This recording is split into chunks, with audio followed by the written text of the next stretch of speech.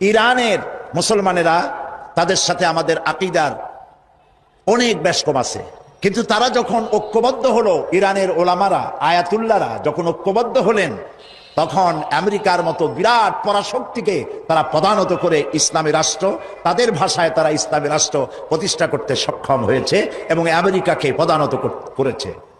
এখানে আয়াতুল্লাহ খমিনীর একটি কথা আমার মনে পড়ে, কি সাহস তার! ইমান আকীদা যাই থাকুক, আকীদার প্রশ্নে আমরা আপোস করব না, কিন্তু এই কথাটা তো বলতেই পারি।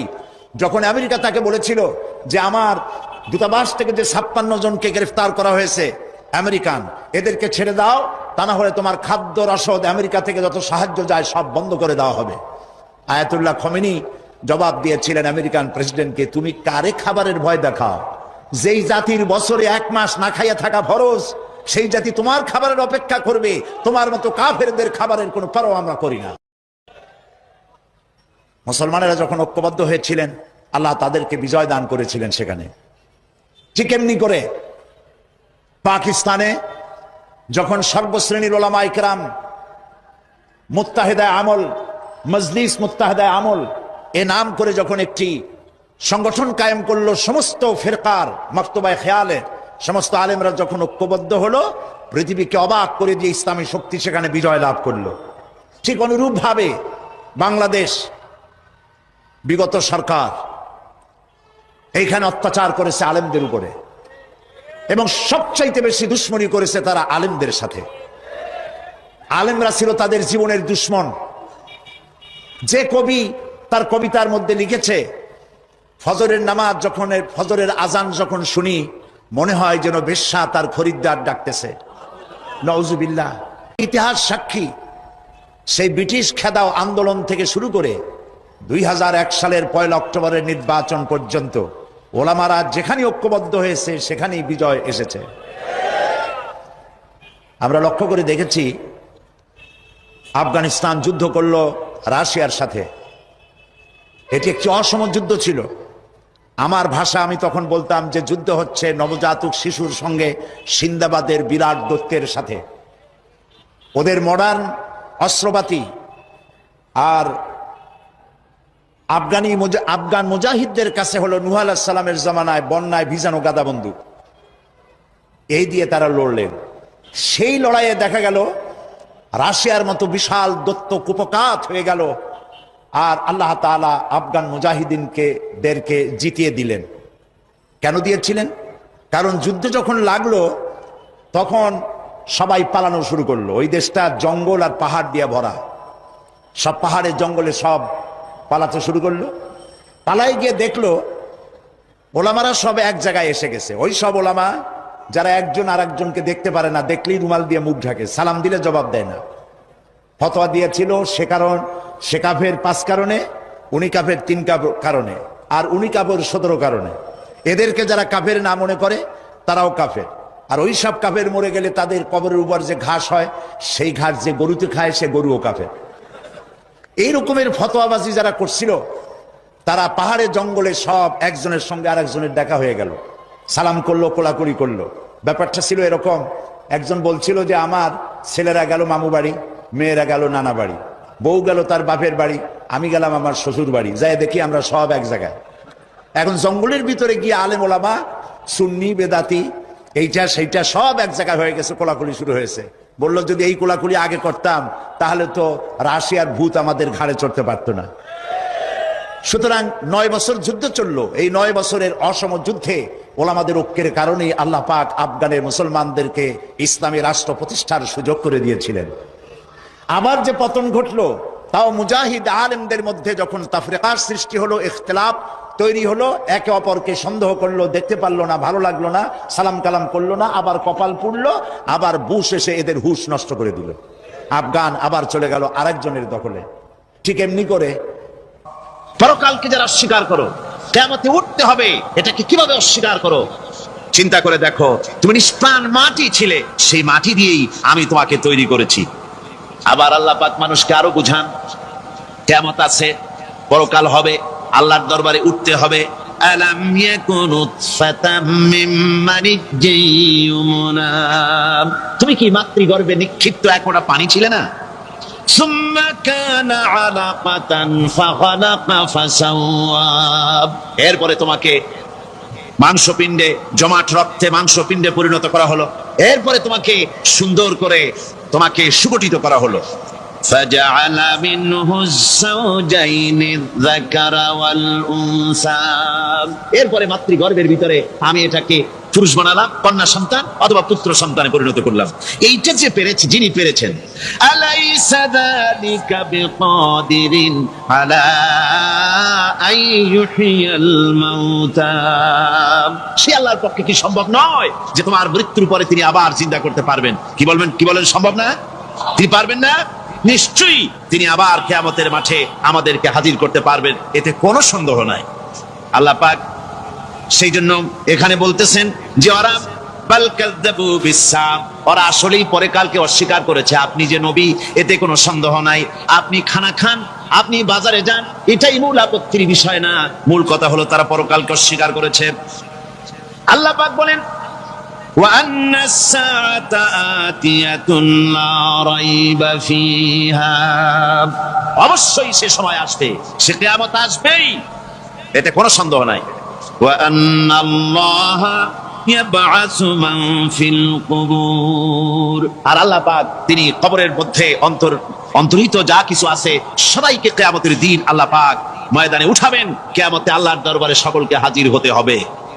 আমার বন্ধুগণ, আল্লাহ পাক বলেন ওয়ালাকাদ খালাকনাল ইনসানা মিন সুলালাতিন মিন তিন, লক্ষ্য করো, তুমি ছিলে মাটির নির্যাস থেকে তোমাকে তৈরি করা হয়েছে। শুধু মাটির নির্যাস থেকে তোমাকে কোনো মডেল ছাড়া, কোনো ধরনের আদর্শ ছাড়া, কোনো ধরনের নমুনা ছাড়া তোমাকে সৃষ্টি করা হলো। সুম্মা জাআলনাহু নুতফাতান ফি কারারিম মাকিন, এরপরে মাতৃগর্ভের একটা অত্যন্ত সুরক্ষিত জায়গায় তোমাকে সংরক্ষণ করা হয়েছিল। সুম্মা খালাকনান নুতফাতা আলাকাতান ফাখালাকনাল আলাকাতা মুদগা, রক্তপিণ্ডকে, নাপাক পানিকে জমাট রক্ত করেছি, জমাট রক্তকে আমি আবার গোশত পিণ্ডে পরিণত করেছি। ফাকাসাউনাল ইযামা লাহমা, এরপরে সুন্দর করে চামড়া দিয়ে, গোশত দিয়ে একটা আকৃতি তোমাকে দান করেছি। সুম্মা আনশানাহু খালকান আখারা ফাতাবারাকাল্লাহু আহসানুল খালিকিন, এরপরে সুন্দর একটা বিশেষ একটা আকৃতি দিয়ে তোমাকে আমি সুন্দর করে সুগঠিত করে তোমাকে তৈরি করেছি। সুম্মা ইন্নাকুম বা'দা যালিকা লামাইতুন, এরপরে আমি আল্লাহ রাব্বুল আলামিন তোমাকে মৃত্যু দেব, অবশ্যই তোমাকে মৃত্যুবরণ করতে হবে। সুম্মা ইন্নাকুম ইয়াউমাল কিয়ামাতি তুবআসুন, এরপরে কিয়ামতের দিন আসবে, ওই বিশেষ মুহূর্ত আসবে, সেই নির্দিষ্ট সময় আসবে, ওই কিয়ামতের মাঠে আল্লাহর দরবারে তোমাদের সকলকে উঠতে হবে, কোনো সন্দেহ তাতে নাই। আল্লাহ পাক বলছেন ওয়া'আতাদনা লিমান কাযযাবা বিস-সাআতি সাঈরা, আমার এই পরকালকে, এই আখিরাতকে, কিয়ামতের দিনকে যারা অস্বীকার করবে, যারা মিথ্যা মনে করবে, আমি তাদেরকে জ্বলন্ত আগুনের শাস্তি তাদের জন্য রেখেছি। জোরে বলেন নাউজুবিল্লাহ। সেই কিয়ামত যে দিনটা আল্লাহ পাক মানুষের জন্য রেখেছেন, সেই কিয়ামতের অবস্থা বড়ই মারাত্মক। মানুষেরা তা জানে না। মানুষ যদি তা বুঝতে পারতো, জানতে পারতো, তাহলে মানুষেরা গুনাহের কাজ করতে পারতো না।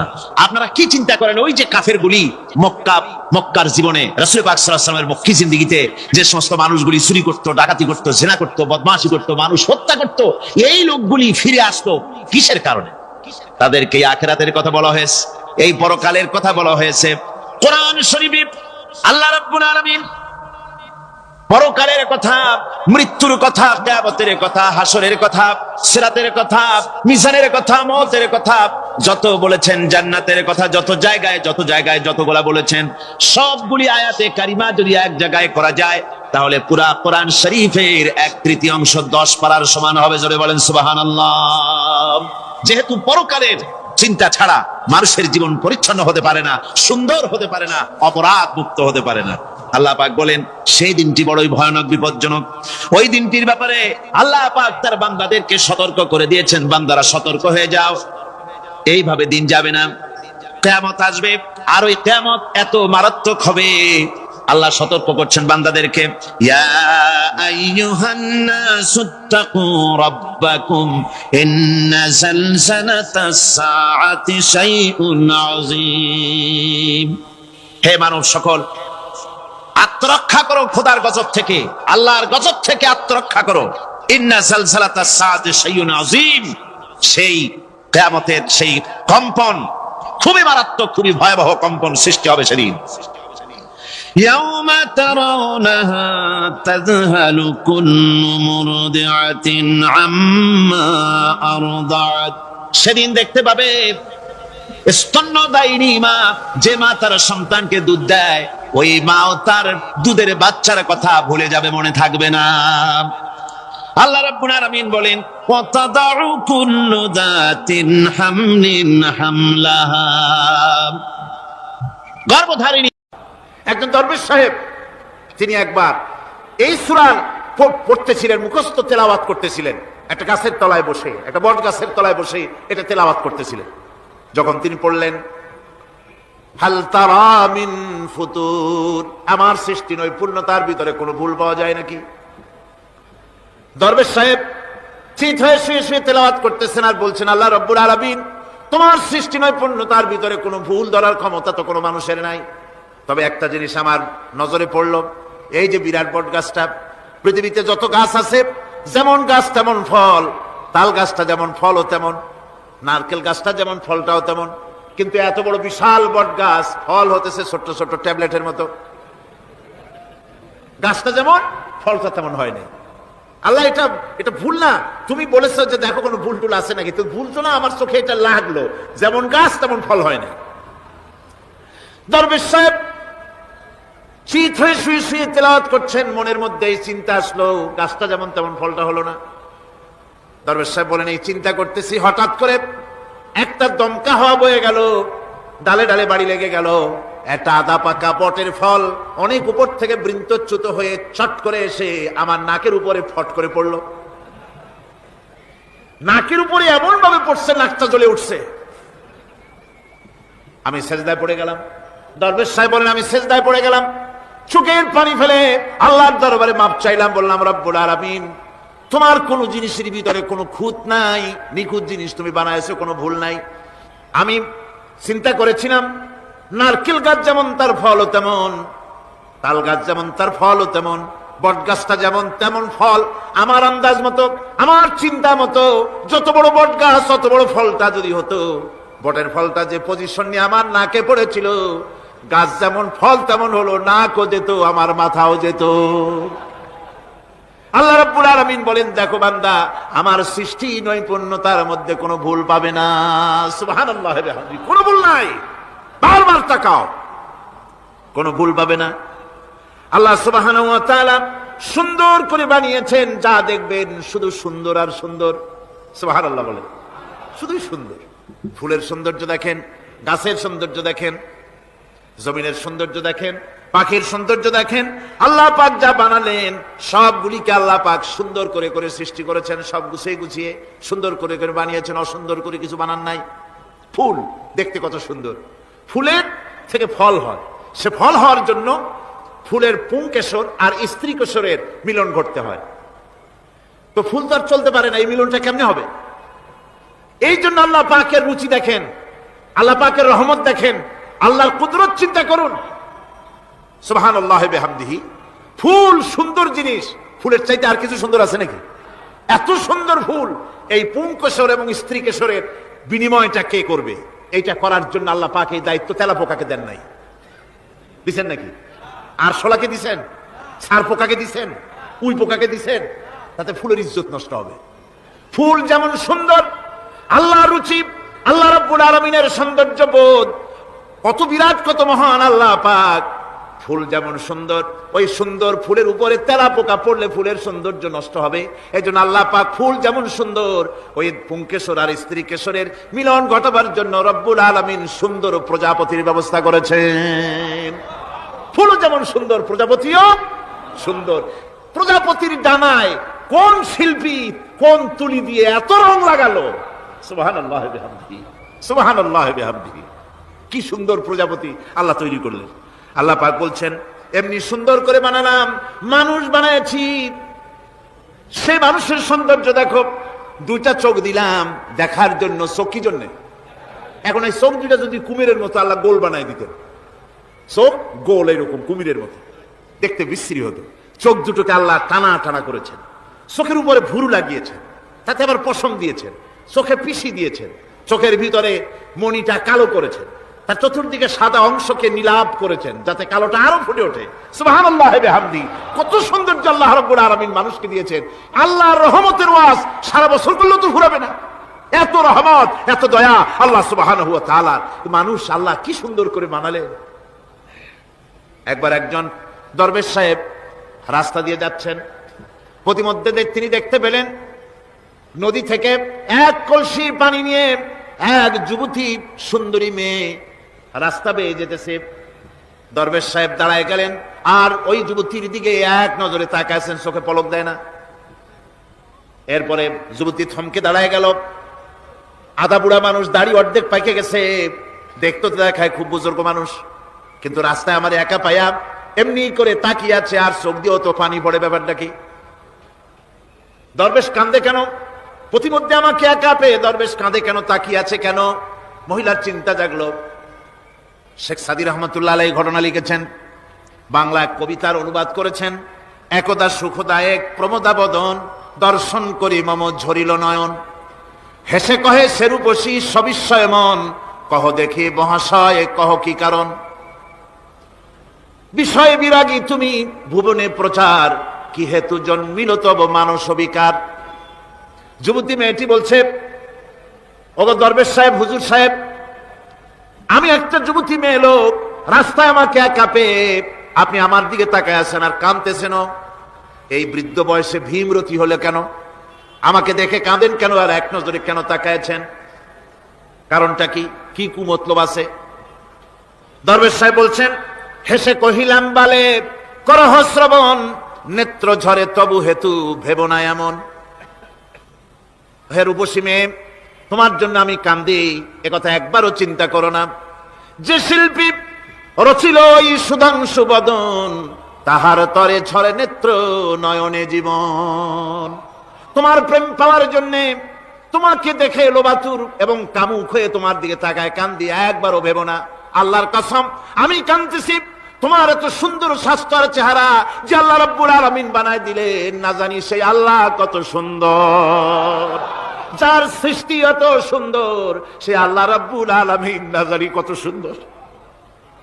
আল্লাহ পাক সেই সুন্দর আল্লাহ রাব্বুল আলামিনকে দেখার তৌফিক যেন আমরা পাই। জোরে বলেন আমিন, আর জোরে বলেন আমিন। আল্লাহ পাক বলছেন আমি সুন্দর করে সব তৈরি করে দিয়েছি। বুঝবে তারা যারা চিন্তাশীল, যারা গবেষণা করে।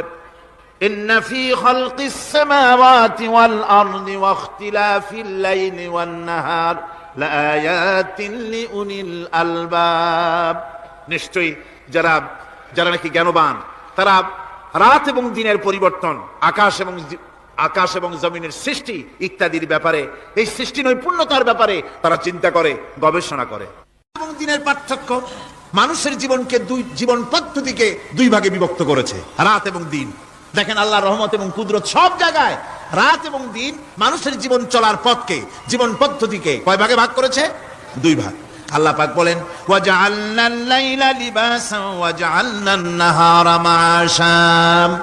আমি রাতকে করেছি শান্তির বাহন, রাতকে করেছি আচ্ছাদন, শান্তির বাহন, আর দিনকে করেছি রোজগার করার জন্য। দিনের বেলায় রোজগার করবে, কামাই রুজি করবে, কল কারখানায় যাবে, খেতে খামারে যাবে, অফিস আদালতে যাবে, কাজ কাম করবে। এ কাজ করে করে শরীরের ভিতরে ক্লান্তি আসে, অবসাদ এসে যায়। আল্লাহ রাব্বুল আলামিন বলেন আমি আবার রাত বানালাম। ওই রাতের বেলায় মানুষ যখন ঘুমায় যায়, এই ঘুম তার সমস্ত অবসাদ আর ক্লান্তি দূর করে দিয়ে সকাল বেলায় আবার তাজা মানুষ করে সমস্ত একেবারে পরিপূর্ণ কর্মক্ষম একজন মানুষে তাকে পরিণত করে দেয়। রাতটাকে আচ্ছাদন করে দিয়েছি, দিনের কোলাহল মুক্ত রাত, সূর্যের আলোর ঝলকানি, তীব্র আলো নাই, চিৎকার নাই, আওয়াজ নাই। রাতের একটি অন্ধকার চাদর পরিয়ে দিলাম এই পৃথিবীর উপরে, রাতের একটি অন্ধকার চাদর পৃথিবীর উপরে পরিয়ে দিলাম। কোলাহল মুক্ত পৃথিবী, এখন সূর্যের তীব্র আলো আর নাই। এখন আরামে তুমি ঘুমিয়ে যাও, ঘুমাও, আবার সকালবেলা উঠে তুমি কাজ করবে।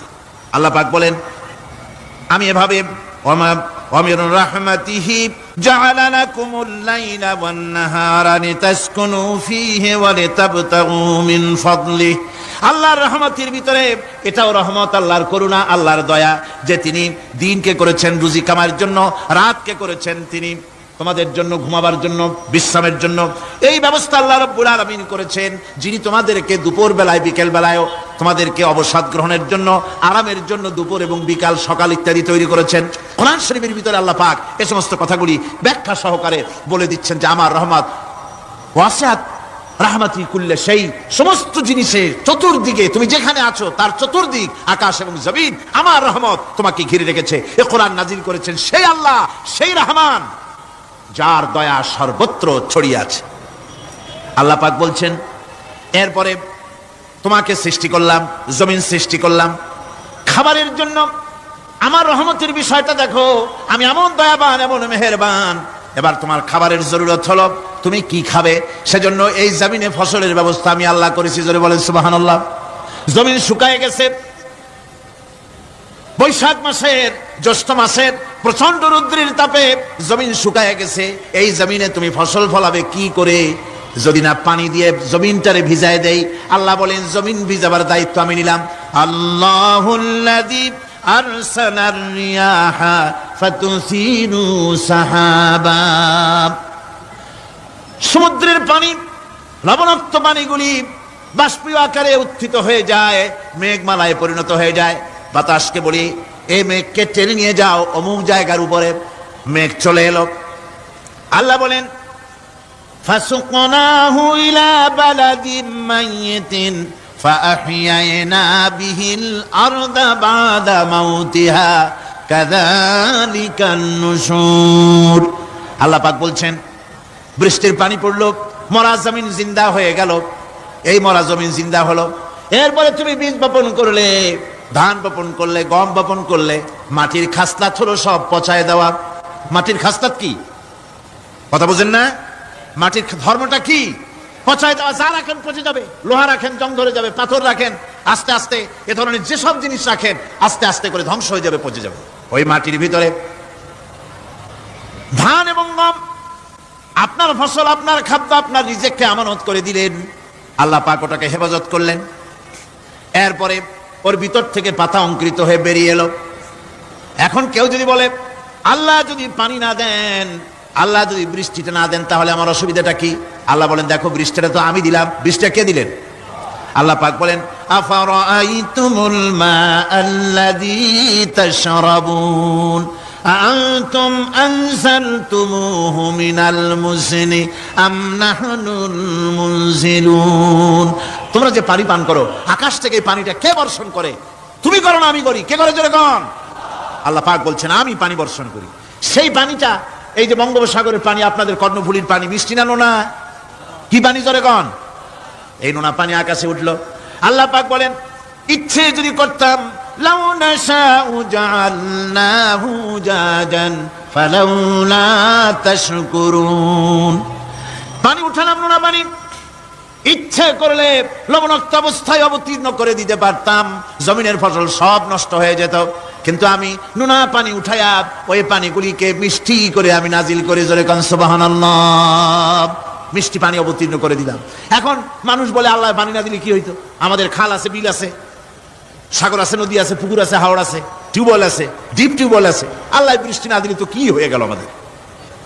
আল্লাহ পাক জবাব দিয়েছেন কুল আরাআইতুম ইন আসবাহা মাউকুম গাওরান ফামান ইয়াতিকুম বিমাইন মাইন। বলো দেখি সবে শুকাইয়া যদি যায় এই জমিনের পানি, তাহলে হেথায় তটুডির ধারা কে দিবে সবারে আনি। টিউবওয়েলের পানি, পাতালের পানি, দরিয়ার পানি, সাগরের পানি, হাওড়ের পানি, বিলের পানি সব যদি আমি আল্লাহ শুকায় দেই, আমি আল্লাহ ছাড়া এমন কোন শক্তি আছে যে মরা গাঙ্গে নতুন করে পানির জোয়ার এনে দিতে পারে? আছে কেউ? কেউ নাই। আল্লাহ পাক বলেন দেখুন আমার রহমত, এভাবে করে আমি পানি দিলাম, বৃষ্টি দিলাম, এবার গাছ উঠলো, বীজ বপন করছিলাম, গাছ উঠলো। আনতুম আনশাতুম শাজারাতাহা আম নাহনুল মুনশিউন, মাটি থেকে এই গাছকে কে উদ্গত করে দিল? হয় বেটা, কে দিল? তুমি দিছো না আমি দিয়েছি? কে দিয়েছে? জোরে কর, জোরে চিল্লা এখন, কে দিল? আল্লাহ পাক বলেন গাছ উদ্গত করে দিলাম, গাছ এবার বড় হলো। এই গাছ আল্লাহ রাব্বুল আলামিন এই গাছ তৈরি করলেন। এই গাছ শুধু আপনার জ্বালানি দেয় না, গাছ শুধু ফল দেয় না, এই গাছ মানুষের জন্য গাছ হচ্ছে বন্ধু। মানুষের জন্য গাছ কি?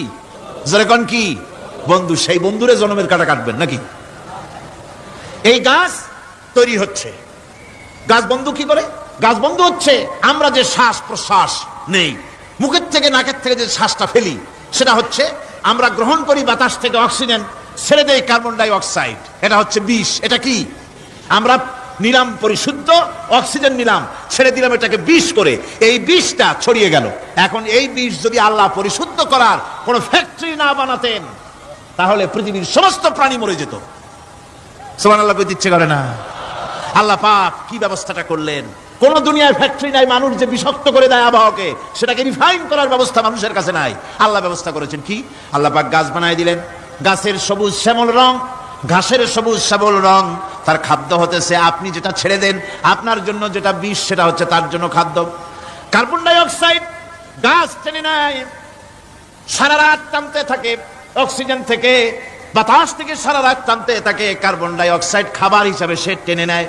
আর দিনের বেলায় যখন রোদ ওঠে, সূর্যের উত্তাপ আর গাছের সবুজ রং দুটোতে মিলে এক প্রকারের রন্ধন ক্রিয়া হয়, রাঁধা হয়। সেই রান্নার মাধ্যমে গাছের ভিতর থেকে গাছ আবার অক্সিজেন মানুষের জন্য, প্রাণীর জন্য ছেড়ে দেয়। সুবহানাল্লাহ। তো গাছ আপনার জন্য বন্ধু। একদিকে গাছ আপনার এই কাজ করলো, ফার্নিচার বানাইলো, ছায়া দিল, ফল দিল। আল্লাহ পাক বলেন এই গাছগুলি কে তৈরি করলো? মিয়া তুমি করছো না আমি করছি? আমি আমার রহমত দিয়ে তোমার গাছ বানাই দিলাম, এরপরে ফসল দিলাম, ফসল হলো, তোমার তরি তরকারি হলো, সবকিছু তোমার হয়ে গেল। এবার ফসল দেখা মানুষে যখন দেখে জমিনে বড় বড় ধানের গোছা হয়েছে, মোটা মোটা ধানের গোছা হয়েছে, মোছে তখন তেল মাখিয়ে আর নতুন নতুন গানের আয়োজন করে। এবার ফসল বেশি হয়েছে, গান, থিয়েটার, বাজনা, গুনাগার বিবি, কত রকমের গানের ব্যবস্থা করে ফেলে। জমিনে ফসল আর মোছে তেল মাখে আনন্দে। আল্লাহ রাব্বুল আলামিন বলেন লাউ নাশাউ লাজআলনাহু হুতামান ফাযান্তুম তাফাক্কাহুন, আমি যদি ইচ্ছে করি তোমার জমিনের সমস্ত ফসলটাকে আমি সম্পূর্ণ কুটায় পরিণত করে দিতে পারি, তুষে পরিণত করে দিতে পারি। পারেন না? ধানের ভিতরে আল্লাহ যদি চাউল না দেন তাহলে সব তুষ হয়ে যাবে না? তখন কি করবেন আপনারা? কি করবেন? কোন বাংলাদেশ তখন হরতালের দেশ। যখন আপনি দেখলেন যে জমিনে ধানে এবার সব তুষ হইছে, তখন আল্লাহর বিরুদ্ধে হরতাল করেন। লাভ হবে কিছু? লাভ হবে? আল্লাহর বিরুদ্ধে আপনারা অনশন ধর্মঘট করেন, লাভ হবে কিছু? কোনো লাভ হবে না। আল্লাহ রাব্বুল আলামিন বলেন কোনো লাভ হবে না, বরং তোমরা তখন বলবে ইন্না লামুগরামুন বাল নাহনু মাহরুমুন। কপালে তখন আঘাত করবে, পরাঘাত করতে থাকবে আর বলবে যে আরে কপাল পোড়া হয়ে গেলাম, হতভাগ্য হয়ে গেলাম, বঞ্চিত হয়ে গেলাম, আল্লাহর রহমত থেকে সর্বনাশ হয়ে গেল। তখন কপালে আঘাত করা ছাড়া আর কিছুই করতে পারবে না। আল্লাহর বিরুদ্ধে মিছিল চলে না, সমাবেশ চলে না, বিক্ষোভ চলে না, হরতাল চলে না। মহান আল্লাহ রাব্বুল আলামিন বলছে দেখো এইভাবে করে তোমার ফসলের ব্যবস্থা আমি আল্লাহ করেছি। আমি রহমান, আমি আল্লাহ পাক কি এমন রহমান। আজ জমিনে ফসল বৃদ্ধির জন্য ইউরিয়া, সুপার সালফেট, সালফার সারের ব্যবস্থা হয়েছে, নানান জাতের সারের ব্যবস্থা হয়েছে। যখন এই সার মানুষ তৈরি করতে শেখে নাই, আবহমান কাল থেকে এই জমিনের জন্য সারের ব্যবস্থা কে করেছেন? জোরে কোন। আল্লাহ পাক বলেন আমিন আয়াতিহি আইয়ুরিকুমুল বারকা খাউফাও ওয়া তামাম। আমার অসংখ্য নিদর্শনাবলীর মধ্যে এটাও একটি নিদর্শন যে আকাশে বিদ্যুৎ চমকে মেঘের গর্জন হয়। এই যে বিদ্যুৎ চমকে গর্জন হয়, এর মধ্যে রয়েছে মানুষের জন্য ভীতি এবং আশা। তারা ভয় পায়, আর এর মধ্যে আশাও রয়েছে। আশাটা কি? আশা হচ্ছে এই যে বিদ্যুৎ যে বছর যত বেশি চমকায় মেঘে, সে বছর জমিনে ফসল তত বেশি বাড়ে। কৃষিবিদরা বলেছেন বিদ্যুৎ যত বেশি চমকায় জমিনের ফসল তত বেশি বাড়ে। সুবহানাল্লাহি ওয়া বিহামদিহি। এর একটা সিস্টেম আছে, সেই সিস্টেম অনুযায়ী আল্লাহ জমিনে ফসল বাড়ায় দিলেন। আল্লাহ ফসল দিলেন, এবার আপনার আল্লাহ পাক বলছেন দেখো ফসল দিলাম, ধান হলো, চাউল হলো, মাছ হলো, গোশ হলো, সব হয়ে গেছে, এখন তুমি খাবে, রান্না বান্না হয়ে গেল। রহমত আমার দেখো, আমার রহমতটা দেখো। এ কোরআন শিখাইছেন সেই আল্লাহ রাব্বুল আলামিন যার নাম রহমান। জোরে বলেন তার নাম কি? রহমান। চাউল হয়ে গেছে, চাউল তো শুধু ভর্তা বানায় খাওয়া যাবে না, ভাত হয়েছে, আটা দিয়া রুটি তৈরি হয়েছে, কি দিয়া খাবেন? আল্লাহ রাব্বুল আলামিন আপনার পুকুরের ভিতরে মাছ দিয়া দিলেন, জন্তু জানোয়ার দিলেন, চার পায়া জানোয়ারের গোশত হালাল করে দিলেন, পাখির মাংস আল্লাহ রাব্বুল আলামিন হালাল করে দিলেন। এখন মাছ হলো, গোশ হলো, মাছ আর গোশ সিদ্ধ করে খাওয়া যাবে? জোরে বলেন যাবে? যাবে না। তার গন্ধ নষ্ট করতে হবে আর সুঘ্রাণ সৃষ্টি করতে হবে। এই গন্ধ নষ্ট করে সুঘ্রাণ সৃষ্টি করার জন্য লবঙ্গ তৈরি করলেন কে? কথা কন না কেন? এলাচি কার? দারচিনি কার? লবণ কার? মরিচ কার? হলুদ কার? পেঁয়াজ কার? সুবহানাল্লাহ বিহামদিহি। এত নিয়ামত আল্লাহ রাব্বুল আলামিন বলেন ওয়া ইন তাউদ্দু নি'মাতাল্লাহি লা তুহসুহা। আমার নিয়ামত গণনা করে করে আমার নিয়ামত গুণে শেষ করতে পারবে না, এত নিয়ামত আমি দান করেছি। এরপরে তরি তরকারি হলো, মাছ গোশ খেতে খেতে অস্থির হয়ে যাবে, তারপরে তরি তরকারি দিলাম, শাক সবজি দিলাম, সবকিছু আমি আল্লাহ রাব্বুল আলামিন দিয়েছি। আমার নাম রহমান, তোমার সমস্ত প্রয়োজন আমি দিয়েছি, মিটাই দিয়েছি।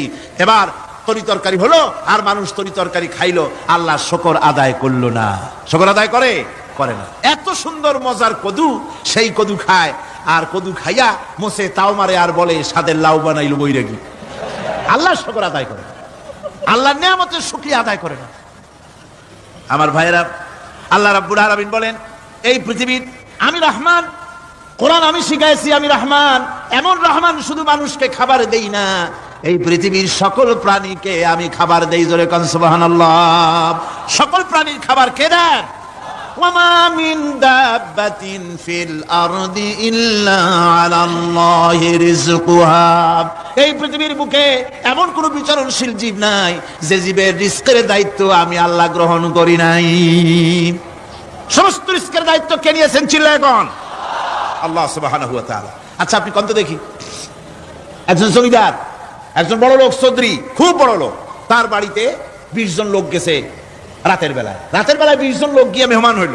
মেহমান হইয়া তারা বলতেছে সাহেব আমরা তো মেহমান, আমি এক একজন এক এক রকমের খাবার চাইলো। একজনে বললো আমি হরিণ খাবো, আর একজনে কয় আমি মুরগি খাবো, আর একজনে বললো আমি খরগোশ খাবো, আর একজনে বললো আমি হাতি খাবো, আর একজনে বললো আমি ছাগল খাবো। 20 জন মানুষে 20 রকমের খাবার চাইলো। একজনে কয় বোয়াল মাছ খাবো, আর একজনে কয় রুই মাছ খাবো। 20 জনে 20 রকমের খাবার দাবি করলো।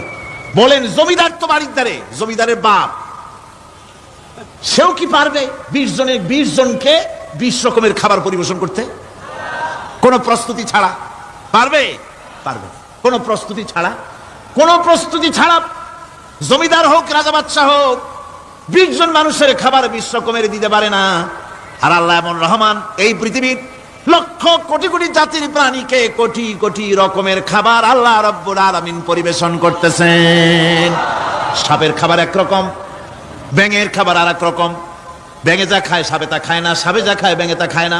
হাতির খাবার, গন্ডারের খাবার, ভল্লুকের খাবার, বাঘের খাবার, সিংহের খাবার, মানুষের খাবার, ছাগলের খাবার, মুরগির খাবার, মশার খাবার, সারপোকার খাবার, সমস্ত খাবার ভিন্ন ভিন্ন। আবার সমস্ত খাবারের মজা আল্লাহ রাব্বুল আলামিন আলাদা আলাদা করে দিয়েছেন। এমন রহমান, আপনার পেট ভরবেন শুধু স্বাস্থ্য বানাবার জন্য, পেট ভরে খাওয়া দরকারটা ছিল। আল্লাহ পাক দেখলেন যে না, শুধু পেট ভরলে তো এরকম খাইতে চাইবে না, তাই আল্লাহ রাব্বুল আলামিন জিহ্বা দিয়ে দিলেন যাতে করে মজা লাগে আর খায়। সব রকমের মজা, এক এক গোশতে, এক এক মাছে, এক এক তরকারিতে এক এক রকম মজা। না সব রকম মজা, সব একরকম মজা, ভিন্ন ভিন্ন রকমের মজা। আল্লাহ পাক বলেন আমি রহমান, দেখো আমি কিভাবে খাওয়াই। ওয়া কাইয়্যিম মিন দাব্বাতিন লা তাহমিলু রিজকুহা আল্লাহু ইয়ারযুকুহা ওয়া ইয়্যাকুম। এই পৃথিবীতে এমন অনেক বিচরণশীল জীব আছে যে জীবীরা, যে প্রাণীরা নিজের জন্য কোনো সঞ্চয় করে না, সঞ্চয় করে শুধুমাত্র পৃথিবীর মানুষ। আর পিঁপড়ায় কিছু সঞ্চয় করে। অন্যান্য বহু প্রাণী আছে যাদের কোনো সঞ্চয় নাই। কি বলেন, পাতিশিয়ালের কোনো ব্যাংকে অ্যাকাউন্ট আছে নাকি? না। শীতের মৌসুমে পাতিশিয়াল আইসা ব্যাংকের ম্যানেজারকে বলে না যে কয়েকটা মুরগি আনছি, আমার নামে একটা অ্যাকাউন্ট ওপেন করেন, বৃষ্টির সময় আমি যেন ওগুলো উঠাইয়া পাইকারি দরে খাইতে পারি। ওর কোনো খাবার নাই, সঞ্চয় নাই। এ ধরনের পাখির সঞ্চয় নাই, পশুর সঞ্চয় নাই। মহান আল্লাহ রাব্বুল আলামিন তিনি বলছেন, সকালবেলায় পাখি তার বাসা দিয়া ক্ষুধার্ত পেট নিয়ে পাখিগুলি উড়ে চলে যায়। সাপটার গর্ত থেকে বের হয় খালি পেটে, পাতি শ্রীগল খাঁটি পেট নিয়ে গর্ত থেকে বেরিয়ে যায়। তিমির মতো অত বড় প্রকাণ্ড প্রাণী, হাতির মতো প্রকাণ্ড প্রাণী, গরিলা, শিম্পাঞ্জি, ওরাংওটাং, পিঁপড়া থেকে শুরু করে নিয়ে প্রকাণ্ড তিমি পর্যন্ত সমস্ত প্রাণীগুলি সকালবেলায় খালি পেটে বেরিয়ে যায়। সারাদিন ঘোরাঘুরির পর আল্লাহ সুবহানাহু ওয়া তাআলা বলেন, সন্ধ্যাবেলায় সমস্ত প্রাণীর পেটগুলি ভরে আমি আল্লাহ তাদের বাসায় ফিরাইয়া দেই। আমি রহমান, এভাবে করি আমি আল্লাহ রাব্বুল আলামিন খাবারের বন্দোবস্ত করি, পড়ার বন্দোবস্ত করি, থাকার ব্যবস্থা করি। ইয়া আইয়ুহান নাসু যুকুরু নি'মাতাল্লাহি আলাইকুম হাল মিন খালিকিন গায়রুল্লাহ ইয়ারযুকুকুম মিনাস সামাই ওয়াল আরদ। ও পৃথিবীর মানুষেরা, ওই আল্লাহর স্মরণ করো, আল্লাহর নিয়ামতের শুকরিয়া আদায় করো যে আল্লাহ তোমাকে আকাশ থেকে জমিন থেকে রিজিক দেন। ওই আল্লাহ ছাড়া আছে কি কেউ যে তোমাকে আকাশ থেকে রিজিক দেয়, জমিন থেকে রিজিক দেয়? লা ইলাহা ইল্লা হুয়া ফাআন্না তুফাকুন। ওই আল্লাহ ছাড়া কোনো ইলাহা নাই, কেন তোমরা বিভ্রান্ত হও? সেই আল্লাহর দিকে ফিরে আসো। আল্লাহ বলছেন, এভাবে আমি সমস্ত পৃথিবীর মানুষের রুজি রুটির বন্দোবস্ত করি, সমস্ত প্রাণীর রুজি রুটির ব্যবস্থা করি, আমি সেই রহমান। সুবহানাল্লাহ বিহামদিহি। ওয়া ইলাহুকুম ইলাহু ওয়াহিদ লা ইলাহা ইল্লা হুয়ার রহমানুর রহিম। এই হচ্ছেন তোমাদের আল্লাহ। সুবহানাল্লাহ। আল্লাহ বলছেন, ওয়া ইলাহুকুম ইলাহু ওয়াহিদ, তিনি হচ্ছেন এক আল্লাহ, এক ইলাহ, যিনি ছাড়া কোনো ইলাহ নাই। তিনি হচ্ছেন রহমান। তিনি কি? রহমান। তিনি হচ্ছেন রহিম। তিনি তোমাদের সব কিছুর ব্যবস্থা করে দিয়ে থাকেন, কোন জিনিস তোমাদেরকে বঞ্চিত করেন না। এই রহমান এমন রহমান যিনি তোমাদের সমস্ত নিয়ামত পূর্ণ করেন। আর রহমান এমন রহমান যে শুধু আপন আপন লোক দেখে তালাশ করে করে দেয় না, সকলকে দেয়। যারা নামাজ পড়ে তাদের দালানকোটা বেশি হয়, যারা তাহাজ্জুদ পড়ে তাদের ব্যাংকে টাকার অভাব নাই, যারা হজ করে যাকাত দেয় তারা টাকার জ্বালায়, পয়সা কড়ির জ্বালায় অস্থির। এরকম নাকি? না, বরং নামাজ রোজা হজ যাকাত যারা করে বেশি খাঁটি মুসলমান, তাদের অভাব অভিযোগ আরো বেশি। যাদের কাছে নামাজ নাই, রোজা নাই, আল্লাহ পরকালের চিন্তা নাই, তাদের টাকা পয়সা, সোনা দানা, জায়গা জমিন, সৌন্দর্য, সুখ আর আরো অনেক বেশি। বরং এদের কম। আপন লোকের চাইতে শত্রুকে বরং আল্লাহ পাক বেশি দেন। আপন লোক মানে যারা দিনদার, ইমানদার, পরহেজগার, নামাজি, এরা বরং কম পায়, ওরা বরং বেশি পায়। এমন কেউ নাই পৃথিবীতে শত্রুকে ডেকে বলবে আয় তোরেও দেই, কেউ নাই, একমাত্র আল্লাহ রাব্বুল আলামিন যিনি সকলকে দেন। এই পৃথিবীর কোন মূল্য আল্লাহ রাব্বুল আলামিনের কাছে নাই, একটা মশার দানার তুল্য মূল্য নাই। সেজন্য আল্লাহ পাক সকলকে নিয়ামত দেন, সকলকে ব্যবস্থা করেন। তাই এই কোরআন শরীফ আল্লাহ পাক তার মানুষের প্রতি এত দয়া মানুষের প্রতি, যে আল্লাহ পাকের দয়াটা কার? জোরে চিল্লায় কেন, দয়াটা কার? এত দয়া যে আল্লাহ পাকের মানুষের প্রতি রাস্তা চলার জন্য রাস্তা তৈরি করে দিলেন। পাহাড়ের ভিতরে মানুষ যেন হারায় না যায়, পাহাড়ের ভিতরে গিরিপথ বানালেন যিনি, মরুভূমির ভিতরে হারায় না যায় নিশানা বানালেন যিনি, সমুদ্রের ভিতরে রাতের আধারে যেন গভীর সমুদ্রে হারায় না যায়, সেজন্য মহাশূন্যের ভিতরে তারকা প্রদীপ জ্বালায়া পথের নির্দেশনা দিয়ে দিলেন যিনি, এত ব্যবস্থাপনা যিনি করলেন, সে আল্লাহ রাব্বুল আলামিন মানুষের জন্য এই পৃথিবীতে ব্যক্তি, পরিবার, সমাজ ও রাষ্ট্রে, আন্তর্জাতিক জীবনে, স্বরাষ্ট্রনীতি, পররাষ্ট্রনীতি, শিক্ষানীতি, যুদ্ধনীতি, বন্দিনীতি, তার জীবনের সমস্ত নীতিমালার ব্যাপারে আল্লাহ রাব্বুল আলামিন বুঝি কোনো দিগদর্শন দেন নাই। দিয়েছেন কিনা? সুতরাং রহমানের দাবি হচ্ছে, আল্লাহর রহমানিয়াতের দাবি হচ্ছে বান্দার জন্য কোরআন শিক্ষা দেওয়া। যত শিক্ষা আল্লাহ দিয়েছেন, যত দয়া আল্লাহ বান্দাকে করেছেন, সবচাইতে বড় দয়া কোরআন শিক্ষা দেওয়া। জোরে কান সুবহানাল্লাহ। যত দয়া, যত নিয়ামত, যত রহমত আল্লাহ বান্দাকে করেছেন, তার মধ্যে শ্রেষ্ঠ রহমত, শ্রেষ্ঠ দয়া, শ্রেষ্ঠ করুণা মানুষের জন্য, আল্লাহর এই পৃথিবীর মানুষের জন্য সবচাইতে শ্রেষ্ঠ দয়া কি? জোরে বলেন কি? কোরআনের শিক্ষাই হচ্ছে আল্লাহ পাকের এই মানুষের জন্য সর্বশ্রেষ্ঠ দয়া।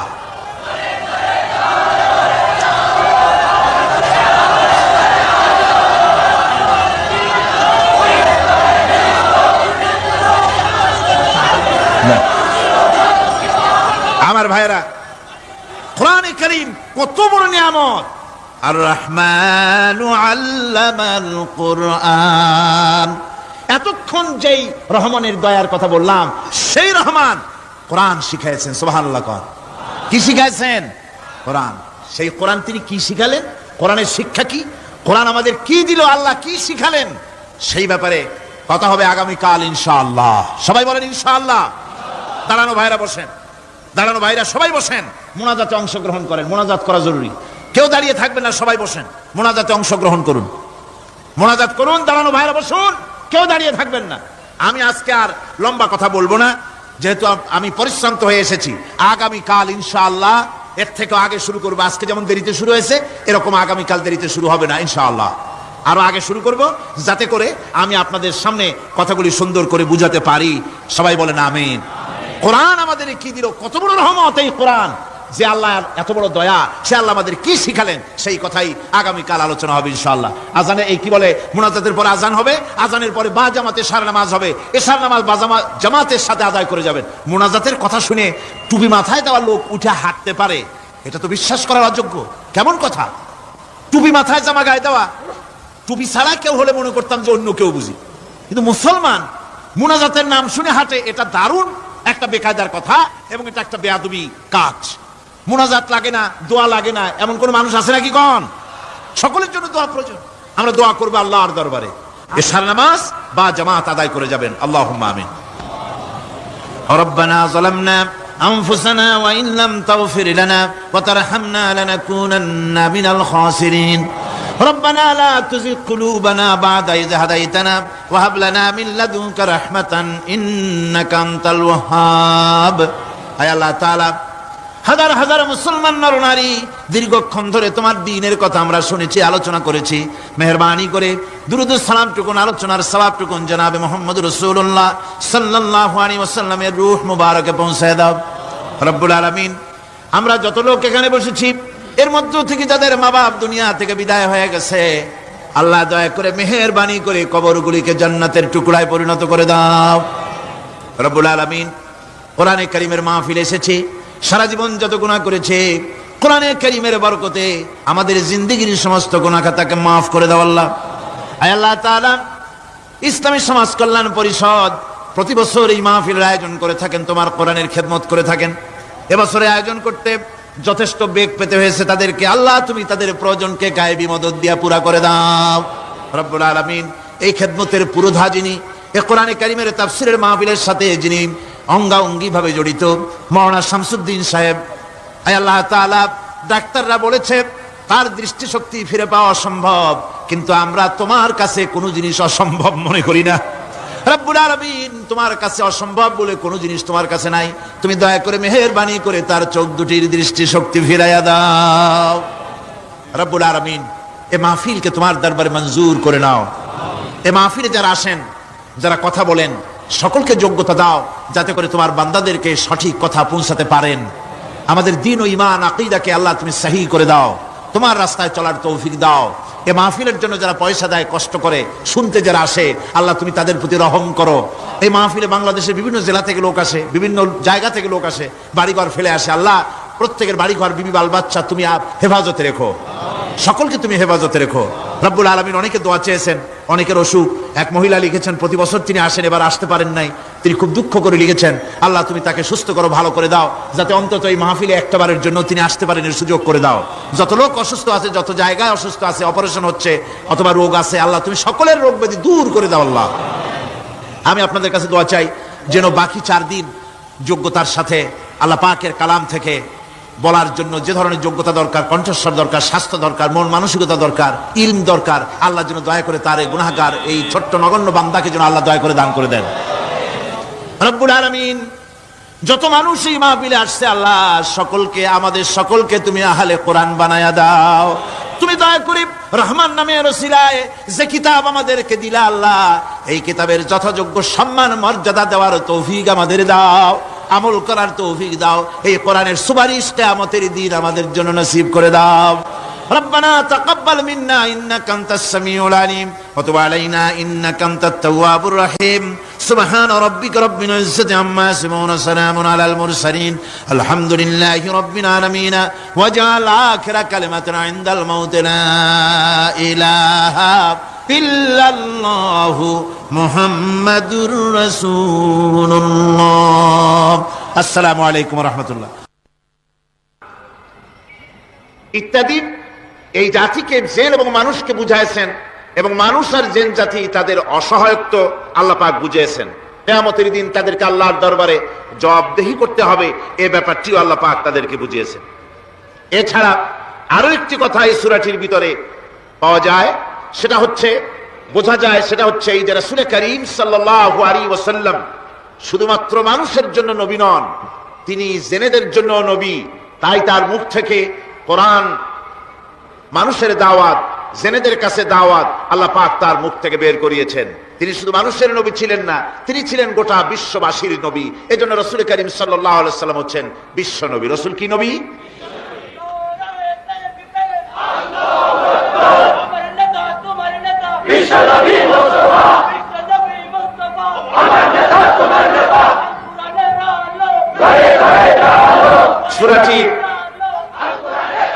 এই সূরাটির সূচনা হয়েছে মানুষ দিয়ে, মানুষকে দিয়ে আলোচনা শুরু হয়েছে। তার কারণ হচ্ছে মানুষ হচ্ছে আশরাফুল মখলুকাত।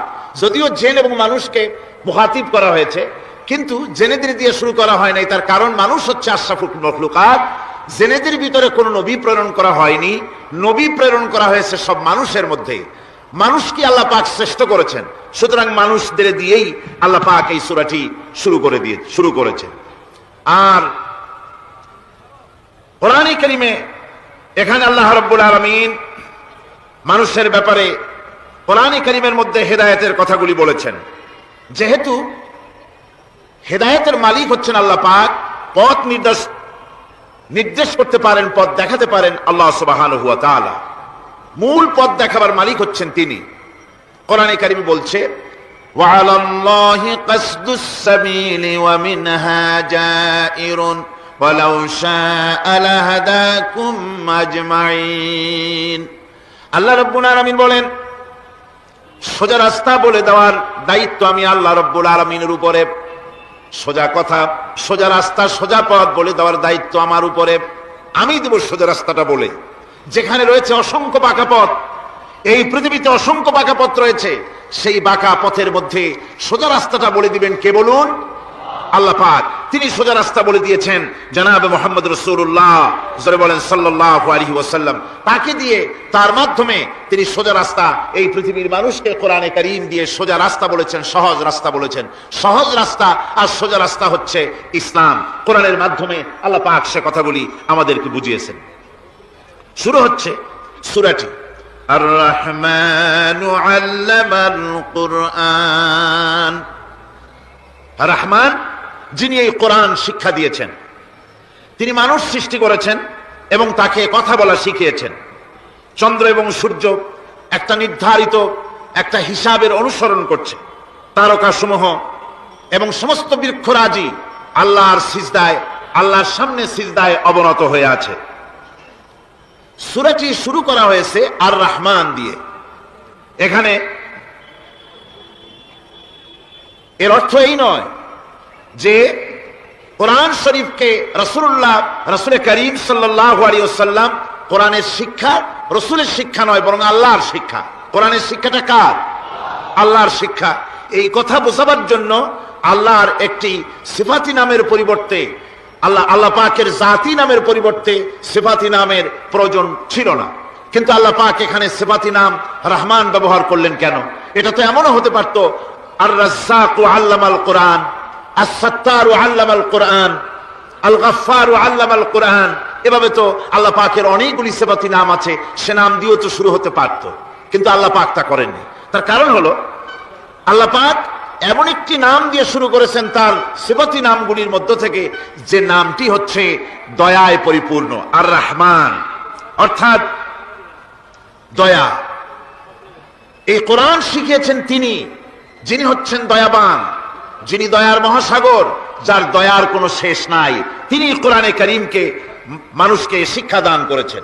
আল্লাহ পাক এটা চাননি যে তিনি মানুষ আর জিনকে সৃষ্টি করবেন আর মানুষ আর জিনগুলি অন্ধকারে তারা আশ্রে মরবে, অন্ধকারে তারা মারা পড়বে, তারা কোনো পথের সন্ধান পাবে না। এভাবে আল্লাহ পাক এটা বরদাস্ত করতে পারেননি।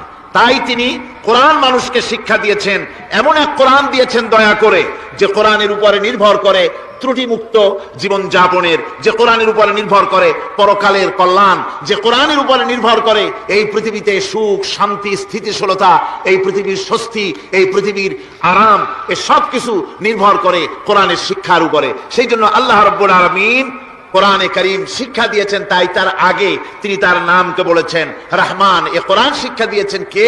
রহমান। কে শিক্ষা দিয়েছেন? সবাই বলুন, কে দিয়েছেন শিক্ষা? রহমান এ কোরআন শিক্ষা দিয়েছেন। আরবি ভাষায় রহমাত বলা হয় এমন একটা জিনিসকে যার ভেতরে রয়েছে নম্রতা এবং প্রীতি, ভালোবাসার একটি উৎস, যার দ্বারা তিনি অন্যকে উপকার করতে চান, স্নেহ দিতে চান, ভালোবাসা দিতে চান, মহব্বত দিতে চান। রহমতের ভিতরে এই কথাগুলি সন্নিবেশিত রয়েছে। এখন রহমত কি? আল্লাহ রহমত হচ্ছে, আল্লাহ পাক বলছেন ওয়া রাহমাতি ওয়াসিআত কুল্লা শাই, আমার দয়া, আমার রহমত, আমার করুণা সমস্ত সৃষ্টি জগৎকে ঘিরে রেখেছে। আমার রহমত ছাড়া, দয়া ছাড়া এই পৃথিবী চলতে পারে না। এই পৃথিবী পরিচালিত হচ্ছে আল্লাহ রহমতের উপরে আর আল্লাহ পাকের করুণার উপরে। কোরআনে কারীম বলছে قل لمن ما في السماوات والأرض قل لله كتب على نفسه الرحمة। আকাশ ও পৃথিবীকে কে সৃষ্টি করেছেন? আকাশ এবং পৃথিবী কার? হে নবী আপনি বলুন, সেই মহান স্রষ্টার, যিনি রহমতকে, করুণাকে, ভালোবাসাকে নিজের জন্য প্রয়োজনীয় করেছেন। ভালোবাসা দেওয়া, করুণা করা, মহব্বত করা যিনি নিজের জন্য প্রয়োজনীয় করে দিয়েছেন। সৃষ্টিকে মহব্বত করা আর ভালোবাসা দেওয়া, শুধু সৃষ্টি নয় বরং দয়া এবং ভালোবাসা দিয়ে তিনি সিক্ত করেছেন। আল্লাহর তাবক সৃষ্টির দিকে তাকালে, আল্লাহর পুরা সৃষ্টি জগতের দিকে যদি আমরা তাকাই, তাহলে আমরা দেখতে পাবো যে সমস্ত কিছুই, যা কিছু আমরা দেখতে পাই, এ সব কিছুই আল্লাহ পাক একটা কুদরত দিয়ে, রহমত দিয়ে, মহব্বত দিয়ে, স্নেহ দিয়ে তিনি সৃষ্টি করেছেন মানুষের জন্য, সৃষ্টি জগতের জন্য। ভালোবাসায় পরিপূর্ণ করে মানুষকে তা তিনি দান করেছেন। যেমন অন্য আয়াতের মধ্যে আল্লাহ পাক বলছেন وَسَخَّرَ لَكُم مَّا فِي السَّمَاوَاتِ وَمَا فِي الْأَرْضِ। এই পৃথিবীতে যা কিছু তোমরা দেখতে পাও, এ সব কিছুকে তোমার অনুগত করে দেওয়া হয়েছে, যাতে করে তোমার সাহায্য করতে পারে, তোমার সহযোগিতা করতে পারে। এই জন্য আমি সবকিছু কি সৃষ্টি করেছি। সাখারা শব্দের অর্থ হচ্ছে যে আমি সবগুলিকে তোমাদের অনুগত করে দিয়েছি, যাতে করে তোমাদের অনুগত থাকে, অর্থাৎ তোমরা তাদের এই সমস্ত জিনিস দিয়ে তোমরা কাজ নিতে পারো। পানির উপর দিয়ে তোমরা যেন নৌকা চালাতে পারো, স্টিমার চালাতে পারো, পানি অনুগত করা হয়েছে, বাতাসকে অনুগত করা হয়েছে। পৃথিবীর সব কিছুকেই আমি অনুগত করে দিয়েছি তোমাদের, যাতে করে তার দ্বারা তোমরা কাজ নিতে পারো। অন্যত্র আল্লাহ বলছেন আল্লাহুল্লাযী খালাকাস সামাওয়াতি ওয়াল আরদা ওয়া আনজালা মিনাস সামাই মাআন فأخرج به من الثمرات رزقا لكم। আল্লাহ হচ্ছেন তিনি, আল্লাহ রাব্বুল আলামিন হচ্ছেন তিনি, যিনি আকাশ সৃষ্টি করেছেন, যিনি জমিন সৃষ্টি করেছেন এবং ঊর্ধ্বদেশ থেকে, মেঘমালা থেকে তোমাদের জন্য বৃষ্টি বর্ষণ করেছেন এবং সেই বৃষ্টি দিয়ে মাটির ভিতর থেকে ফসল উদ্গত করে তোমাদের খাবারের বন্দোবস্ত করেছেন। তিনি হচ্ছেন আল্লাহ পাক। তার দয়া পৃথিবীর সব জায়গায় ছড়িয়ে আছে। তার দয়া নাই, রহমত নাই, এমন কোন জায়গা নাই, এমন কোন সৃষ্টি নাই। মানুষের জন্য যা কিছু প্রয়োজন তিনি তার দয়া দিয়ে, রহমত দিয়ে তিনি তার সৃষ্টি করে দিয়েছেন। আল্লাহ পাক বলছেন ওয়াসাখখারা লাকুমুশ শামসা ওয়াল কামারা দাইবিনা ওয়াসাখখারা লাকুমুল লাইলা ওয়ান নাহার। যিনি চন্দ্র সূর্যকে সৃষ্টি করেছেন এবং এগুলিকে নিয়ন্ত্রিত করেছেন, চাঁদ সূর্যকে সৃষ্টি করে নিয়ন্ত্রিত করে দিয়েছেন, তোমাদের সমস্ত প্রয়োজন তিনি মিটিয়ে দিয়েছেন। দেখুন, চাঁদ এবং সূর্যকে আল্লাহ পাক সৃষ্টি করেছেন এবং একটা রহমত, একটা কুদরত সেই চাঁদ সূর্যের মধ্যে দান করেছেন। সূর্য যেখানে আছে এটা যদি আল্লাহর দয়া না থাকতো, শুধু তাপ দেওয়ার জন্য সৃষ্টি করতেন আর মানুষের কল্যাণের দিকটা যদি চিন্তা না করতেন, তাহলে সমস্যা হয়ে যেত। সূর্য যেখানে আছে, বিজ্ঞানীরা বলেছেন তার থেকে যদি কিছু নিচে নেমে আসতো, তাহলে গোটা পৃথিবী জ্বলে পুড়ে ভস্ম হয়ে যেত। আর যেখানে আছে তার থেকে সূর্য যদি কিছু উপরে উঠে যেত, তাহলে গোটা পৃথিবী হিম শীতল হয়ে পৃথিবী ফ্রিজ হয়ে যেত, মানুষ প্রাণী জগৎ মরে সব শেষ হয়ে যেত। চাঁদ যেখানে আছে, এই চাঁদ তার জায়গা থেকে কিছু উপরে যদি উঠতো, তাহলে পৃথিবী মরুভূমি হয়ে যেত। আর যেখানে আছে তার থেকে কিছু নিচে যদি আসতো, তাহলে গোটা পৃথিবী পানি, সমুদ্রের পানি, নদীর পানিগুলি প্লাবিত হয়ে, ওভারফ্লো হয়ে, উচ্ছ্বসিত হয়ে গোটা পৃথিবীকে প্লাবিত করে দিত, ডুবাই দিত, সব শেষ হয়ে যেত। তাহলে আমরা দেখতে পাচ্ছি শুধু সৃষ্টি নয়, সৃষ্টিও করেছেন এবং প্রত্যেকটি সৃষ্টির পেছনে তার দয়া কাজ করেছে, তার কুদরত কাজ করেছে, যাতে করে মানুষের জন্য সুবিধা হয়, মানুষের জন্য উপকার হয়। অন্য আয়াতে আল্লাহ পাক বলেন, ওয়াতাকুম মিন কুল্লি সাআলতুমুহু ওয়া ইন তাউদ্দু নি'মাতাল্লাহি লা তুহসুহা। আল্লাহ পাক বলেন, তিনি তোমাদের প্রতি এত দয়াবান, আল্লাহ তোমাদের প্রতি এত দয়া রাখেন, এত মেহেরবানি করেন যে তোমাদের সমস্ত চাহিদা তিনি পূরণ করেছেন। তোমাদের জীবনে যা দরকার সব তিনি পূরণ করেছেন। মানুষ সমস্ত নিয়ামতকে, নিয়ামতের শুকর আদায় করে না, নিয়ামত বোঝেও না। মানুষ ওই যে একটু আগে হযরত পীর সাহেব কেবল আপনাদের সামনে বলেছেন, মানুষ পশুর মতো, উলাইকা কাল আনাম, চোখ আছে, চোখ দিয়া সব দেখে, কিন্তু আল্লাহর নিয়ামত গুলি দেখে উপলব্ধি করার ক্ষমতা নাই। খায় জনমের খাওয়া, কিন্তু খাওয়ার পরে কার খানা খাইলো, কার দেওয়া খানা খেলো, এরপরে এতটুকুন শুকরিয়াও আদায় করে না। তো চোখ থাকতে দেখে না, অন্তর থাকতে চিন্তা করে না, কান থাকতে হক শোনে না। আল্লাহ পাক বলেছেন, উলাইকা কাল আনাম, এরা হলো জানোয়ারের মতো। কিসের মতো বলুন? আল্লাহ বলেন না বালহুম আদাল, শুধু জানোয়ারের মতো না, বরং জানোয়ারের চাইতেও নিকৃষ্ট। জোরে কন নাউযুবিল্লাহ। যাদের চোখ থাকতে দেখলো না, কান থাকতে শুনলো না, অন্তঃকরণ থাকতে বিবেচনা করলো না, এরা চতুষ্পদ জানোয়ারের মতো। আল্লাহ পাক বলছেন, আর রহমান আল্লামাল কোরআন, এই কোরআন শিক্ষা দিয়েছেন রহমান, যিনি দয়ার সাগর, যিনি মানুষের সব প্রয়োজন মিটিয়েছেন। কোরআনের মতো একটা বড় প্রয়োজন তিনি মিটাবেন না, তা কি হতে পারে? জোরে কোন হতে পারে? মানুষ সৃষ্টি করলেন, অথচ মানুষের চলার পথ দিলেন না। মানুষ সৃষ্টি করলেন, মানুষ কোন পথে চলবে, কি করলে আল্লাহ রাজি হবেন, কি করলে বেহেশতে যাব, কি করলে শান্তিতে থাকবো দুনিয়ায়, এর কোনো পরিকল্পনা তিনি দিলেন না। তিনি শুধু বললেন, নামাজ পড়ো, রোজা রাখো, আর তা যদি না করো কিয়ামতে জাহান্নামে যাবা। আল্লাহ কি এইভাবে জালিম? আল্লাহ এরকম জালিম? ওয়ামাল্লাহু বিযাল্লামিল লিল আবিদ। আল্লাহ পাক বলেছেন, আমি আমার বান্দার জন্য জালিম নই, আমি বান্দার উপরে জুলম করি না। আল্লাহ পাক রহমান, তিনি আমাদের পথ দেখিয়েছেন। তিনি কি সুন্দর, কত রহমতটা, কত দয়া। রহমান নাম দিয়ে সূরাটি শুরু করেছেন। এ কোরআন শিক্ষা দিয়েছেন তিনি, যিনি দয়াবান। আল্লাহ রাব্বুল আলামিন বলেন, আল্লাযী জাআলা লাকুমুল আরদা মাহাদান ওয়া জাআলা লাকুম ফীহা সুবুলান লাআল্লাকুম তাহতাদুন। তিনি আল্লাহ, যিনি তোমাদের জন্য এই পৃথিবীটাকে সমতল করেছেন, এই পৃথিবীটাকে সুন্দর করেছেন, সমতল করে দিয়েছেন। আর তোমাদের চলার জন্য তিনি রাস্তা তৈরি করেছেন, সমতল জমিনের উপরে পথ করে দিয়েছেন, পৃথিবীটাকে সমতল করেছেন, মাটিটাকে সুন্দর করেছেন, রহমত করেছেন। তিনি পৃথিবীর মানুষকে বসবাসের জন্য একটা পৃথিবী বানালেন, কিন্তু সেই পৃথিবীতে সেই মাটিটা এমন হলো যেখানে এত শক্ত, যা বিল্ডিং করা যায় না, যেখানে মাটি খোসা যায় না, জমিন চাষ করা যায় না। জমিন কি এরকম শক্ত? জোরে বলেন, এরকম শক্ত? এরকম শক্ত না। আবার বৃষ্টি পড়লে যে কাদা হয়, ওই রকম যদি জনমের মতো আল্লাহ কাদা বানায় দিতেন যে মানুষ দাঁড়াইতেই পারে না, কাদার মধ্যে ডুবে যায়, এরকম যদি অবস্থা হতো, তাহলে এই পৃথিবীর এই জমিনের উপরে মানুষ বাড়িঘর বানাইতে পারতো না। ঠিক কিনা কন? আল্লাহ পাক বলছেন, আমি একটা ভারসাম্যের মাধ্যমে এই পৃথিবীকে, এই জমিনকে সৃষ্টি করেছি, এবং এই জমিন যেন তোমাকে নিয়ে নড়াচড়া করতে না পারে, সেজন্য আমি পাহাড় দিয়েছি। পাহাড়গুলিকে কিলকের মতো, পেরেকের মতো খিল মেরে দিয়ে পৃথিবীটার ভারসাম্য রক্ষা করেছি, যাতে করে তোমাকে নিয়ে টালমাটাল হতে না পারে। এই সুন্দর করে পৃথিবীটা বানালাম। তারপরে وَلَقَدْ مَكَّنَّاكُمْ فِي الْأَرْضِ وَجَعَلْنَا لَكُمْ فِيهَا مَعَائِشَ قَلِيلًا مَا تَشْكُرُونَ। আল্লাহ পাক বলেন, আবার দেখো, এই জমিনে আমি তোমাদেরকে প্রতিষ্ঠিত করেছি, আর জমিনের উপরে তোমরা যাতে রুজি রোজগার করতে পারো সে ব্যবস্থাও আমি করে দিয়েছি। জমিন সৃষ্টি করেছি, আবার রুজি রোজগার করবে সে ব্যবস্থাও আমি তোমাদের জন্য করে দিয়েছি। এই পৃথিবী তুমি চাষাবাদ করবে, তাতে ফসল হবে সে ব্যবস্থা করে দিয়েছি।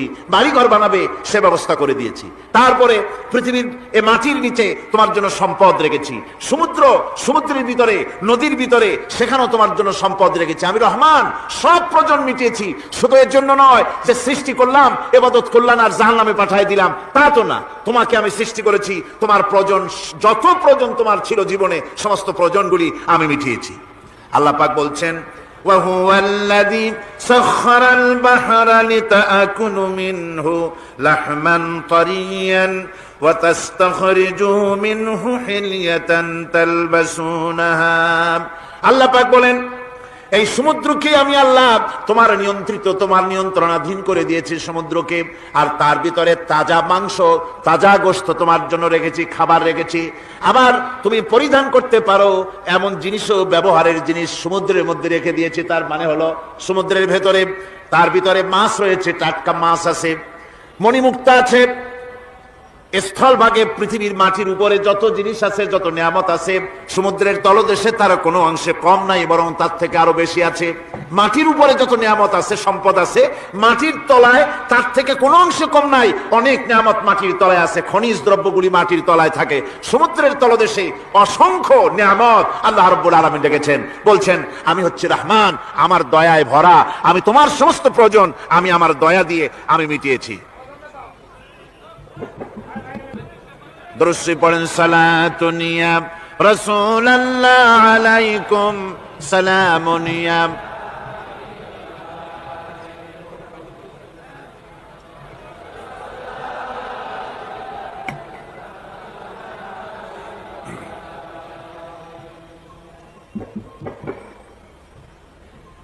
আমার ভাইরা, আল্লাহ সুবহানাহু ওয়া তাআলা তিনি হচ্ছেন রহমান,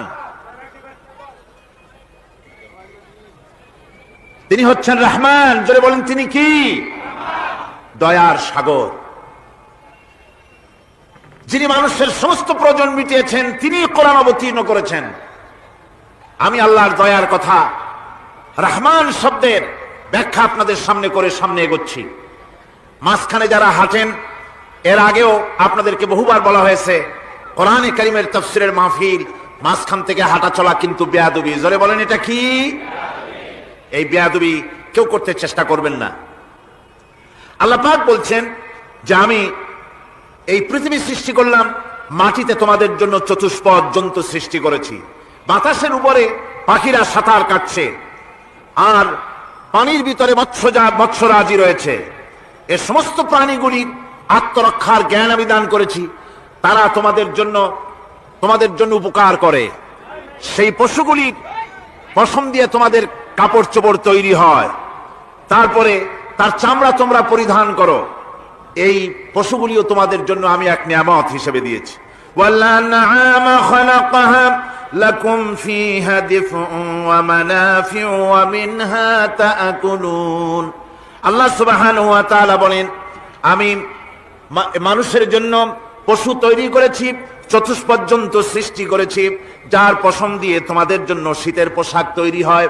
আপনারা যে এই যে চাদর গায়ে দেন, কম্বল গায়ে দেন, এগুলো কার পশম? পশুর পশম। পশুগুলির, জন্তুগুলির পশম দিয়ে আপনাদের জামা কাপড়গুলি তৈরি হয়। তারপরে এই পশু আপনাদের জন্য বাড়িতে পাহারা লাগায়। আল্লাহ পাক বলছেন, এছাড়া এই পশুগুলি আমি এমন নিয়ামত দান করেছি, সমুদ্রের ভিতরে, জমিনের উপরে, মাটির তলায়, আবার আকাশের উপরে, জমিনের উপরে বিচরণশীল জীবগুলিও তোমার জন্য তৈরি করেছি। وَتَحْمِلُ أَثْقَالَكُمْ إِلَى بَلَدٍ لَمْ تَكُونُوا بَالِغِيهِ إِلَّا بِشَقِّ الْأَنفُسِ। আল্লাহ পাক বলেন, এই পশুগুলি তোমাদের আরো অনেক উপকারে আছে। তোমাদের বোঝাগুলি, বড় বড় বোঝাগুলি তারা এক শহর থেকে আর এক শহরে দূর থেকে দূরান্তরে পিঠে করে তারা বহন করে নিয়ে যায়। যা তোমরা বহন করতে পারতে না, তোমাদের জন্য দারুণ কষ্ট হতো, মুসিবত হতো, এই ধরনের বোঝাগুলি, পশুগুলি তোমাদের জন্য বহন করে নিয়ে যায়। গাধা, ঘোড়া, হাতি, আপনাদের বোঝাগুলিকে, বিরাট বিরাট বোঝা যা টানতে ট্রাক লাগে, মানুষের জন্য কষ্ট হয়, এই বোঝাগুলিও এই পশুর দ্বারা আল্লাহ পাক বহন করায় থাকেন। আল্লাহ পাক বলছেন, ইন্না রাব্বাকুম লারাউফুর রহিম, নিশ্চয়ই তোমাদের রব, তিনি তোমাদের প্রতি অত্যন্ত দয়াশীল, তার দয়া পৃথিবীর চতুর্দিকে ছড়িয়ে আছে। তিনি আমাদেরকে এ কোরআন নাযিল করেছেন, এ কোরআন আমাদেরকে শিক্ষা দিয়েছেন এমন এক রহমান যার দয়া পৃথিবীর চতুর্দিকে সর্বত্র ছড়িয়ে আছে। আল্লাহর দয়া চতুর্দিকে কি ছড়িয়ে আছে কোন? আল্লাহর দয়া, আল্লাহর মহব্বত, আল্লাহর করুণা সর্বত্র ছড়িয়ে আছে। আল্লাহ পাক বলছেন, পশু সৃষ্টি করলাম, পশুগুলি তোমাকে পাহারা দিল, তার গোশত তোমরা খেলে, তাকে দিয়ে তোমরা মাল বহন করলে, তার পশম দিয়ে জামা কাপড় বানালে। আরো দেখো কি করলাম এই পশু দিয়ে, ওয়া ইন্না লাকুম ফিল আনআমি লাইবরা নুসকিকুম মিম্মা ফি বুতুনিহি মিন বাইনি ফারসিন ওয়া দামিন লাবানান খালিসান সাইগাল লিশারিবিন। আল্লাহ রাব্বুল আলামিন বলেন, চতুষ্পদ জীবের মধ্যে বুদ্ধিমান ব্যক্তিদের জন্য নিদর্শন রয়েছে, যারা বুদ্ধিমান তাদের জন্য নিদর্শন রয়েছে। দেখো, তোমার গাভীগুলি এগুলি জমিনের ঘাস খেলো, এই ঘাস খাওয়ার পর তার শরীরের ভিতরে রক্ত তৈরি হলো, পেশাব হলো, ময়লা হলো, সেই পেশাব, ময়লা, রক্ত ইত্যাদির ভেতর থেকে আমি তোমাদের জন্য দুধ তৈরি করে দিলাম। যেখান থেকে পেশাব বের হলো, পায়খানা বের হলো, তার পাশের থেকে স্বচ্ছ, সুন্দর, সুমিষ্ট, সুস্বাদু দুধ আমি তোমাদের জন্য বের করে দিলাম। সুবহানাল্লাহ বিহামদিহি। দেখুন, এই দুধ আল্লাহ পাক তৈরি করলেন। কাগজ তৈরি হয় যে মিল, কলকারখানায়, পেপার মিল, আপনারা যদি কোনো পেপার মিলে যান তো যে দেখবেন কাগজ তৈরি হয় গাছ দিয়ে। এই গাছগুলি মিলের মধ্যে, মেশিনের মধ্যে ঢুকানো হয়, মেশিনের ভিতরে গাছটা ঢুকে মেশিনের তাপে, বৈদ্যুতিক তাপে এই গাছগুলি গলে যায়, পানি হয়ে যায়। তারপরে ছাকনা থাকে, নেট থাকে, কয়েকটা নেট থাকে, সেই ছাকনাগুলির ভিতর থেকে ছেঁকে এরপরে সেই পানিটা চলে আসে প্লেটের উপরে, এসে আস্তে আস্তে শক্ত হতে হতে সেটা কাগজে পরিণত হয়ে যায়, পানিটা আস্তে আস্তে কাগজে পরিণত হয়ে যায়। তো এই কাগজ তৈরি করতে গিয়ে কাগজটা থেকে যে ছাকনাগুলি দেওয়া হলো, নেট দেওয়া হলো, যাতে করে কোনো আবর্জনা না যায়, সেজন্য এতগুলি নেট সিস্টেম আছে, এতগুলি ছাকনার সিস্টেম আছে। কিন্তু তারপরেও এত সাবধানতা সত্ত্বেও আমরা দেখি কাগজে লিখতে গেলে কাগজের মধ্যে নিপের সাথে অ্যাক্সিডেন্ট হয়ে যায়, এ ধরনের আবর্জনা কাগজের মধ্যে দুই একটা থেকে যায়, অনেক কাগজের মধ্যে এরকম পাওয়া যায় কিনা ভাই? এবার আপনি দেখেন, কাগজ তৈরি করার জন্য মিল কলকারখানার ভিতরে, পেপার মিলে এতগুলো নেটের ব্যবস্থা থাকে, ছাকনার ব্যবস্থা থাকে, তারপরেও আবর্জনা কিছু কাগজের মধ্যে চলে আসে, দুই একটা থেকে যায়। কিন্তু ঘাস খেলো, কুটা খেলো, খড় খেলো, ভুসি খেলো, তুষি খেলো, গাবিতে খেলো, খাওয়ার পরে আল্লাহ রাব্বুল আলামিন এ দিয়ে দুধ বানালেন, এ দিয়ে পায়খানা হলো, পেশাব হলো, রক্ত হলো। দুধ যখন দহন করলেন, দুধ দহন করার সময় একটা ঘাসের কণাও কি তার মধ্যে পেয়েছেন? পাওয়া গেছে? যায় নাই। অথচ দুধ থাকে যে বাটের মধ্যে, ওটা কি বলেন? ওলান বলে নাকি? যে ওলানের ভিতরে দুধ থাকে, ওইটা কাটে দেখেন, জবাও করে, গরু জবাও করে ওলানটা কাটে দেখেন, ওর ভিতরে কোনো নেট আছে, কোনো জাল আছে, কোনো ছাকনার ব্যবস্থা আছে? কিচ্ছু নাই। সুবহানাল্লাহ কইতে ইচ্ছে করে না ভাইরা? আল্লাহ রাব্বুল আলামিন বলেন, এইভাবে করে পশুর ভিতরে তোমার জন্য কত, এক পশুতে কত উপকার করলাম, গোশত খাওয়ালাম, চামড়া দিয়া জামা বানায় দিলাম। প্রচন্ড শীত পড়ে যেখানে, কানাডায়, ইউরোপে, আমেরিকায় প্রচন্ড শীত পড়ে কোন কোন এলাকায়। দক্ষিণ আমেরিকায় কানাডার একটা এলাকা আছে যেখানে এবার আমি সফর করে এসেছি। 12 মাস বরফ পড়ে সেখানে, বরফ আর বরফ ছাড়া কিছু নাই, সমস্ত রাস্তাঘাট সব বরফ আর বরফ। সেখানে এই প্রচন্ড শীতের ভিতরে মানুষ কিভাবে থাকবে? সুতা দিয়া তৈরি করা কাপড়ে শীত কিছুতেই মানতে পারে না। আমি তো গেছি এমন এক জায়গায়, কানাডা এবং আমেরিকা যেখানে ছিলাম, সেখানে শীত ছিল -11 টেম্পারেচার, -11। এখন বোঝেন যে ঠান্ডাটা কি পরিমাণ। মুখের থেকে থুতু ফেললে আপনি চেহারা ফিরাতে পারবেন না, এর মধ্যে আপনার থুতু বরফ হয়ে যাচ্ছে। এই রকমের প্রচন্ড ঠান্ডায় সব রকমের কাপড় চোপড় যা ছিল এগুলো সব কিনে গায়ে দিয়ে আমি একজন তিনজন হয়ে গেছি ফুলিয়া। তারপরেও আমার মনে হচ্ছে ঠান্ডা আমার হাত দিয়ে স্পর্শ করতেছে। তাহলে বরফের দেশ যেটা এস্কিমোরা যেখানে বাস করে সেই মানুষগুলির অবস্থা কি? ওই এস্কিমোরা যেখানে বাস করবে 12 মাস যেখানে বরফ পড়বে ওই জায়গার মানুষগুলো কি করে কি গায়ে দিয়া বাঁচবে? এ পরিকল্পনা এই চিন্তা দুনিয়ায় কেউ করে নাই, রহমান করেছেন। আল্লাহ রাব্বুল আলামিন পশু তৈরি করেছেন, পশুর গায়ে পশম দিয়েছেন, চামড়া দিয়েছেন, সেই জায়গার মানুষগুলি চামড়া দিয়া জামা তৈরি করে গায়ে লাগায়, শীত ঢোকে না। সুবহানাল্লাহ, চামড়া দিয়ে জামা তৈরি হচ্ছে, কাপড় চোপড় তৈরি হচ্ছে। আল্লাহ বলেন এভাবে করে কত কিছু হলো। চামড়া দিয়া জামা বানাইলা, পশম দিয়ে শাল তৈরি করলে, কম্বল তৈরি করলে, গোশতগুলো পাইকারি ধরে খাইলে জম্মের খাওয়া, তারপরে হাড্ডিগুলি দিয়ে শার্ট তৈরি করলে। এই পশু তোমাকে পাহারা দিল বাড়িতে, কুত্তায় সারা রাত পাহারা দেয় তোমার বাড়িতে। কুত্তা আবার পুলিশেও চাকরি করে। ইংল্যান্ডে লন্ডনে দেখেছি আপনার সেখানে কুকুর, ওকে ট্রেনিং দেওয়া হয়, কুকুর পুলিশে চাকরি করে। কোন কোন পুলিশ আছে হাবিলদার, সাব ইন্সপেক্টর, তবে কুত্তা জানে না যে সাব ইন্সপেক্টর কিনা আসে। বিভিন্ন বিভাগ তাকে দেওয়া হয়েছে এবং তারা এত নির্ভরযোগ্য, শুধুমাত্র চোরের ছবি আর তার ব্যবহৃত জামা কাপড় একটুখানি নাকে শুকাই দেবে কুত্তাকে, পুলিশ আর যাওয়া লাগবে না। এই কুত্তা পুলিশই যথেষ্ট। খুঁজা চোর যদি একবার তার নজরে এসে যায় আর ছাড়াছাড়ি নাই, তাকে হাজির করবে, পুলিশের সামনে এনে হাজির করবে। তো এই কুকুর বাড়িতে পাহারা দিচ্ছে আপনার জন্য, তারপরে পুলিশের দায়িত্ব পালন করতেছে। মানুষ মরে গেলে কোথায় মরেছে সেগুলি সন্ধান করে নিয়ে আসতেছে, মাইন কোথায় পোতা আছে তা খুঁজে নিয়ে আসতেছে। কত উপকার আল্লাহ পাক করছেন। আল্লাহ পাক বলছেন, দেখো বান্দা, তোমার জন্য এই ধরনের অসংখ্য নিয়ামত আমি দান করেছি। আর এই নিয়ামতগুলি কার থেকে আসছে? ওয়ামা বিকুম মিন নি'মাতিন ফামিনাল্লাহ। যত নিয়ামত বান্দা তোমার জন্য তুমি পেয়েছো, সমস্ত নিয়ামত আমি আল্লাহ রাব্বুল আলামিনের পক্ষ থেকে এসেছে। সব নিয়ামত কে দিয়েছেন? যারা বলেন কে দিলেন? আল্লাহ পাক দিলেন। আল্লাহ পাক বলেন, এইভাবে করে আমি আমার নিয়ামত দিয়া, রহমত দিয়া তোমাকে আমি সৃষ্টি করেছি, তোমাকে লালন পালন করতেছি। একটি মানুষ যতই সংকীর্ণ এবং অসভ্য জীবন যাপন করুক না কেন, সে পৃথিবীতে যেখানে বসবাস করে সেখানে বসে সে অন্তত তার চতুর্দিকে কত নিয়ামত সে লাভ করতেছে তা সে চিন্তা না করে পারে না। সে যদি চিন্তা করে তাহলে অবশ্যই এগুলি তার জ্ঞানের মধ্যে আসবে। একজন কৃষক, সে নির্জন একটা কুটিরে বাস করে, সে আল্লাহর সৃষ্টি নৈপুণ্যতা বুঝুক আর না বুঝুক, আকাশ কেন সৃষ্টি হলো, জমিন কেন সৃষ্টি হলো, এই কথা যদি জিজ্ঞাসা করা হয় কৃষককে, সে তো ভালো করে তা বুঝবে না। কিন্তু অন্তত এতটুকুন কথা একটা মূর্খ, একজন চাষি যে প্রত্যন্ত একটা অঞ্চলে বাস করে, একটা নিবিড় পল্লীতে বাস করে, অজপাড়াগায় বাস করে, কোন শিক্ষার আলো পৌঁছায় নাই, স্কুল নাই, কলেজ নাই, বিদ্যুৎ নাই, হসপিটাল নাই, রাস্তা নাই, টেলিফোনের ব্যবস্থা নাই, এমন একটা জায়গায় একটা নিরেট, একটা মূর্খ, একটা চাষি একটা ঘরের মধ্যে বাস করে। সে পৃথিবীর আল্লাহর সৃষ্টি নৈপুণ্যতা আর কিছু বুঝুক আর না বুঝুক, এতটুকুন কথা তো সে বোঝে যে আমি যদি অসুস্থ হই তাহলে এই গাছপালার পাতা শিকড় বেটে খেলে আমি রোগমুক্ত হয়ে যাই।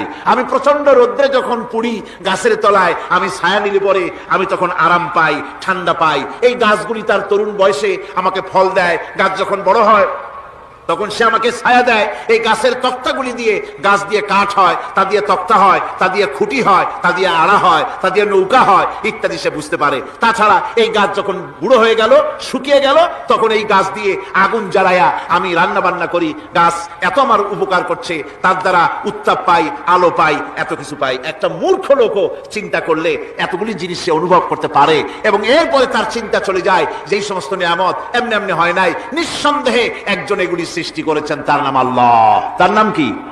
তার নাম রহমান। যারা বলেন তার নাম কি? রহমান। তিনি সৃষ্টি করেছেন, তিনি এগুলি দান করেছেন। এই বৃক্ষরাজি আল্লাহ পাক বলছেন, নিল্লাযী জাআলা লাকুম মিনাশ শাজারিল আখদারি নারান ফাইযা আনতুম মিনহু তুকিদুন। আল্লাহ রাব্বুল আলামিন বলেন, সেই দয়াময় আল্লাহ রাব্বুল আলামিন গাছ সৃষ্টি করেছেন আর এই গাছগুলি সৃষ্টি করে দিয়েছেন তোমাদের কাজের জন্য, যা দিয়ে তোমরা আগুন জ্বালাও, চুলা জ্বালাও, রান্না বান্নার কাজ করো। ওয়া রাহমাতি ওয়াসিআত কুল্লা শাই। আমার রহমত ঘিরে আছে আমার গোটা পৃথিবীকে, সর্বত্র আমার রহমত আর রহমত। এই কোরআন শরীফ শিক্ষা দিয়েছেন তিনি আর রহমান আল্লামাল কোরআন। এই কোরআন শিক্ষা দিয়েছেন সেই মহান আল্লাহ রাব্বুল আলামিন, যিনি হচ্ছেন রহমান, যার দয়া দিয়ে গোটা পৃথিবী পরিব্যাপ্ত হয়ে আছে। এক মুহূর্তের জন্য চিন্তা করুন, এক মুহূর্তের জন্য চিন্তা করুন, আল্লাহ পাকের দয়া যদি না থাকতো তাহলে কি অবস্থা হতো? এই পৃথিবী আছে, পৃথিবী আছে কিন্তু কোনো সৌন্দর্য নাই। আকাশ আছে কিন্তু কোনো তারকা নাই, তারকা আছে কিন্তু তাতে কোনো আলো নাই। গাছ আছে কিন্তু তাতে কোনো সবুজ শ্যামলিমা নাই। আওয়াজ আছে কিন্তু তাতে কোনো সুর নাই। মানুষ আছে কিন্তু তার দেহের মধ্যে কোনো ঐক্য নাই। এই জাতীয় একটা পৃথিবীর চিন্তা মানুষ করতে পারে না। এটা একটা কবরস্থানের মতো অবস্থা হয়ে যাবে। আল্লাহ পাক বলছেন, দেখো আকাশ বানাইছি, আবার সেই আকাশ দেখতে যেন সুন্দর হয় সেজন্য তারকা প্রদীপ দিয়ে আকাশকে সাজাইছি। যেরকম সুবহানাল্লাহ। আল্লাহ রাব্বুল আলামিন বলেন, ওয়ালাকাদ যায়্যানাস সামাআদ দুনিয়া বিমাসাবিহ। আল্লাহ পাক বলেন, এই দুনিয়ার আকাশ খানিকে তারকা প্রদীপ দিয়া সাজায় রেখেছি মনের মতন। দেখো তুমি তাকাইয়া কি সুন্দর করে নয়ন অবিরাম দৃশ্য আকাশ বানালাম, চতুর্দিকে তারকা রাত্রে ফুটে উঠলো, যা দেখলে মানুষের নজর, মানুষের সুন্দর, তার চক্ষু শীতল হয়ে যায়। জোরে বলেন সুবহানাল্লাহ। সুন্দর করে এই আকাশটাকে আমি সাজিয়েছি। তারপরে আল্লাযী খালাকা সাবআ সামাওয়াতিন তিবাকা মা তারা মিন খালকির রহমানি মিন তাফাবুত। স্রষ্টা তিনি সপ্ত আকাশ রচিলেন থরে থরে, কোন ত্রুটি হেরিবে না তার পূর্ণ সৃজন পরে। চাহো তুমি তার সৃষ্টি পানে, দেখো কিছু ভুল চোখ, ফিরাও তোমার নয়ন খানি, ফিরাও তোমার মুখ। অক্ষমহীন দৃষ্টি তোমার সৃষ্টিতে পাবে ফাঁকি, ফিরাও তোমার নয়ন খানি, ফিরাও কাঙ্গালাখি। আল্লাহ পাক বলেন, আমার আকাশের দিকে তাকাও, বারবার তাকাও, সূর্যের দিকে তাকাও, চন্দ্রের দিকে তাকাও, গাছপালার দিকে তাকাও, তাকায় দেখো কোনো ভুল আছে নাকি, ভালো করে দেখো কোনো ভুল আছে নাকি। আল্লাহ পাক বলেন, আবার তাকাও। দেখতে দেখতে তোমার চক্ষু দুর্বল হয়ে বলো দেখি ও বন্টি মাথা কেন ফাঁকা? আরো অনেক বন্টি বলেন, আমি বড় সতী, পরপুরুষের মুখ দেখি না বাড়ির রাখাল হতে। বলবো কি আর দুঃখের কথা, আপন কি বা পর, দিলে দোলে ঘুরছে বুবু, খুঁজছে যেন পর। বলবো কি আর দুঃখের কথা, আপন কি বা পর, বলবো কি আর দুঃখের কথা, বলতে নাকি যা। হঠাৎ শুনি বন্টি আমার একটা ছেলের মা। আল্লাহর নবী উঠেই বললেন, কাপড় পরার পরও যাদের শরীর বের হয়, যাদের পেট পিঠ হাত পা দেখতে পাওয়া যায়, এই মেয়েটা উলঙ্গ, এই মেয়েটা বিবস্ত্র, এই মেয়েটা আল্লাহর জান্নাতে যাবে না, পাবে না।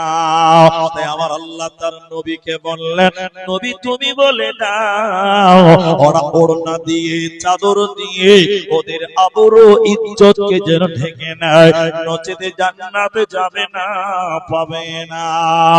জাহান্নামী নারীদের দ্বিতীয় গুণ, দ্বিতীয় বদগুণ কি কারণে জাহান্নাম যাবে?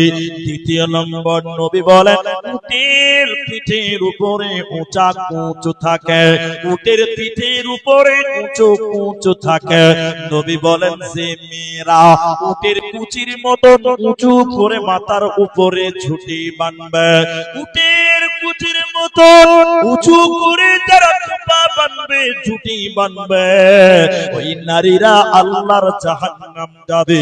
ওই নারীদেরকে জান্নাত তো দূরের কথা, জান্নাতের সিন তো আল্লাহ দেবে না, পাবে না, পাবে না। এজন্য নারীরে বোরখার ভিতরে চলে এসো, পর্দার ভিতরে চলে এসো, নচেতে জান্নাত দেবে না, পাবে না, পাবে না। বোরখা পরে চলো মা বোন, বোরখা পরে চলো মা বোন, সদা সর্বদা ইমান ইমান আমাল সব খারাপে দেখলে বেগানাই বাবন, ইমান আমাল সব খারাপে দেখলে বেগানাই। স্কুল কলেজ কুটুম বাড়ি চাইতে যদি চাও, ঘর হতে বের হওয়ার আগে বোরকা পরে নাও। স্কুল কলেজ কুটুম বাড়ি চাইতে যদি চাও, ঘর হতে বের হওয়ার আগে বোরকা পরে নাও। আপনজনের সঙ্গে যাবে, আপনজনের সঙ্গে নিবে, যাইবে না একা। ইমান আমাল সব খারাপে দেখলে বেগানাই বাবন, ইমান আমাল সব খারাপে দেখলে বেগানা। মেয়েদের যত ইবাদত তার মধ্যে এক নাম্বার ইবাদত পর্দা।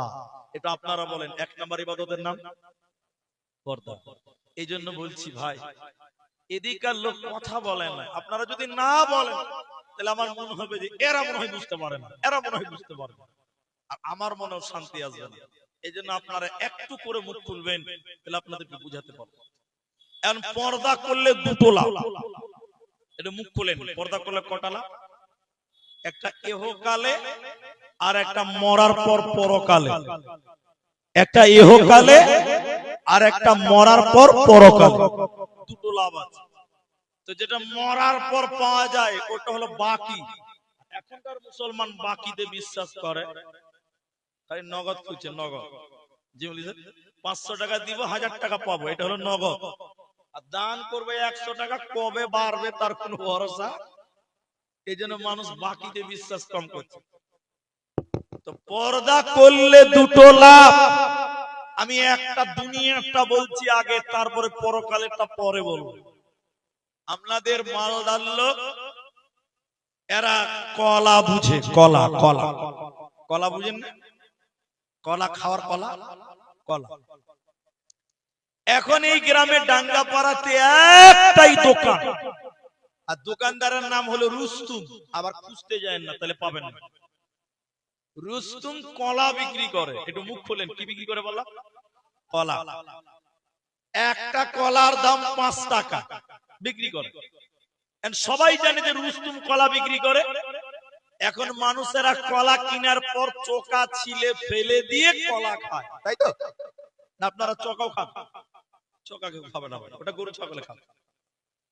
রুস্তুম মনে মনে ভাবছে যে যেই কলা কিনে কষ্ট করে চোকা ছিলে ফেলে দিয়েই তো খায়, তো চোকা যদি আমি নিজেই ছিলে দেই তাহলে মনে হয় আরো তাড়াতাড়ি বিক্রি হবে। কথা বুঝতে পারছেন কি? হ্যাঁ না বলেন? রুস্তুম সকালে এতগুলো পাকা কলা বাড়িতে বসে বসে চোকা ছিলিয়ে রেখে দিয়েছে এক জায়গাতে। দেখতে কেমন লাগলো ভাই? খারাপ লাগে না? দোকানে রেখে দিয়েছে, কলার চোকা ছিলিয়ে দিয়েছে। সবাই জানে ওর কাছে কলা মিলে। এই একটা লোক যে বলছে, ভাই ভাই ভাই এই 10 টাকার দুটো কলা দাও তো। রুস্তুম যে কলার বান্ডিলটা বের করেছে, মাছি বিন বিন বিন, কি দি হয় মাছি দে বিন বিন বিন করছে, দেখলে গা জ্বলবে রে। আচ্ছা বলেন, আপনারা বলেন, এই কলা কেউ খাবে? আপনারা খাবেন নাকি গো?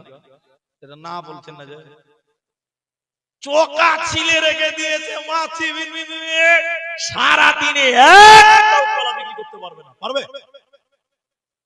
দোকানদার মাথা খারাপ। পাকা কলা চোকা ছিল আছে, কত থাকবে? সন্ধ্যাবেলা গন্ধ বের হয়ে গেছে, গন্ধ। দোকানি কি করবে? এটা ফকিরকে দেখেছে, 20 টাকা লে তো ভাই, কলাটি জায়গায় ড্রেনে ফেলে আয়। কি বুঝলেন? কলা যদি চোকার ভিতরে থাকে লোক 5 টাকা দিয়ে দিয়ে কিনবে, আর কলা যদি চোকার বাইরে চলে আসে যার কলা তাকে টাকা দিয়ে ফেলতে হয়। ঠিক বললাম না? জোরে বলেন, হ্যাঁ না বলেন? মেয়েরা হলো কলার মতন, কলার মতন। মেয়ে হলো কলার মতন। মেয়েরা যদি মূর্খার ভিতরে থাকে ছেলেরা মোহর দিয়ে দিয়ে বিয়ে করবে, আর মেয়েরা যদি চোকার বাইরে চলে যায়, মানে বোরখার বাইরে যায়, ছেলেরা টাকা দিয়ে কিনবে না, মেয়ের বাপকে টাকা দিয়ে, মানে যৌতুক দিয়ে মেয়েকে বিয়ে দিতে হবে। ঠিক না? না ঠিক বললাম না? চকার বাইরে এলে, চকার বাইরে এলে কলার মালিককে টাকা লাগবে, আর চকার বাইরে ভিতরে থাকলে লোক টাকা দিয়ে কিনবে। মেয়েরা হলো কলার মতো, এরা যদি বোরখার ভিতরে থাকে ছেলেরা নগদ মোহর দিয়ে তোমাদের বিয়ে করবে। আর চোখার বাইরে, বোরখার বাইরে যদি তোমরা চলে এসো মা, তোমাদের বাপেদের ডিমেন্ড লাগবে, যৌতুক দিয়ে তোমাদের বিয়ে দিতে হবে। কারণ তুমি যদি বেপরদা হয়ে চলো, তোমার উপরে মাছি বসবে, মানে দুষ্ট ছেলেরা ইফটিজিং করবে। মাছি যেমন কলাতে বসে, বেপরদা নারীর পেছনে কুকুরের মতন বকাটে ছেলেরা ঘোরে, বদমাশ ছেলেরা ঘুরবে। এজন্য নারীরে এই দুনিয়াতেও তোমার মর্যাদা হবে, সম্মান হবে। তুমি যদি বোরকার ভিতরে থাকো, আর মরার পর আল্লাহর জান্নাত হবে, তোমাদের চিন্তা রবে না, রবে না, রবে না।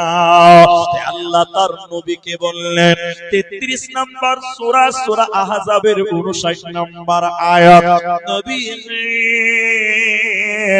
ওই নবী তুমি তোমার বিবিদেরকে বলো, তোমার মেয়েদেরকে বলে দাও, আর তামাম গাজুলির মেয়েদেরকে বলে দাও, ওরা যেন তাদের শরীরকে ঢেকে নেয়, ওরা যেন বোরখার ভিতরে থাকে, ওরা যেন তাদের আদর ইজ্জতকে ঢেকে নেয়। তাহলে তারা জান্নাতে যাবে, নচেতে জাহান্নাম চলে যাবে। বাঁচার উপায় রবে না, থাকবে না, থাকবে না।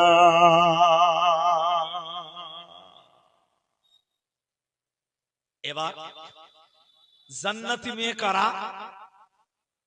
জান্নাতি মেয়ে কারা? কোন মেয়েটাকে জান্নাতি বলা হয়? কোন মা আমার জান্নাতি হবে? যতগুলি পুরুষ আছেন প্রত্যেকেরই মা, বোন, বেটি, স্ত্রী, কন্যা, ভাতিজা, ভাতিজা আছে। একবার শুনেন তো দেখেন, কোন মেয়েটা জান্নাতি হবে? আল্লাহ নবী তার গুণ বলেছেন, বলুন সুবহানাল্লাহ। জান্নাতে যাবে কোন মেয়েটা? আমার মায়েরা কান খুলে শুনেন, এটা আমার বানানো কথা নয়, এটা রাসূলুল্লাহ সাল্লাল্লাহু আলাইহি ওয়াসাল্লাম বলছেন। দেখেন দেখেন দেখেন, যে মেয়েটা 4 খানা আমল করবে, 4টা আমল। একবার মুখ খুলেন, কটা আমল? জোরে বলুন, কটা? 4টা। যে মেয়েটা 4 খানা আমল করবে, ওই মেয়েটার জন্য জান্নাতের 8টা দরজা খুলে দিবেন। যেই দরজা ইচ্ছা ওই দরজা দিয়ে জান্নাতে যাবে। আরেকবার বলুন সুবহানাল্লাহ। 8টা জান্নাতের গেট সব খুলে যাবে, 4টা কাজ করতে হবে। মা বোন, ওই 4টার ভিতরে 2টো পুরুষদেরকেও করতে হয়। আমি 4টা জান্নাতি গুণ বলবো মেয়েদের। আল্লাহ নবী বললেন, আল মারআতু ইযা সাল্লাত খামসাহা, যে মেয়েটা 5 ওয়াক্তের নামাজ পড়বে, ওই মেয়েটাকে আল্লাহ জান্নাত দিবেন। যে দরজা ইচ্ছা ওই দরজা দিয়ে জান্নাত যাবে। আরেকবার বলুন সুবহানাল্লাহ। ভাই, নামাজ তো আমাদেরকেও পড়তে হবে, কিন্তু আমাদেরকে তো নবী বললেন না যে তোরা নামাজ পড়, জান্নাতের 8টা দরজা খুলে যাবে তোর জন্য, এটা বলেন। কিন্তু মেয়েদেরকে বললেন তোমরা 5 ওয়াক্তের নামাজ পড়ো, জান্নাতের সব দরজা তোমার জন্য খুলে যাবে। বলবেন না সুবহানাল্লাহ? কিন্তু কেন মুফতি সাহেব মেয়েদেরকে সুযোগ দিলেন কেন, আমাদেরকে দিলেন না কেন? কারণ আছে। আমি 1টা 2টো 3টি এই কারণগুলো বলি, একটু সময় দেন। দেখেন দেখেন দেখেন, মেয়েরা নামাজ পড়ে, টাইম মতো পড়ে না, টাইমের বেখেয়াল। একটু হ্যাঁ না বলেন, ঠিক বললাম? দেখেন দেখেন দেখেন দেখেন দেখেন, জোহরের আজান দিয়েছে, হাইয়া আলাস সালাহ।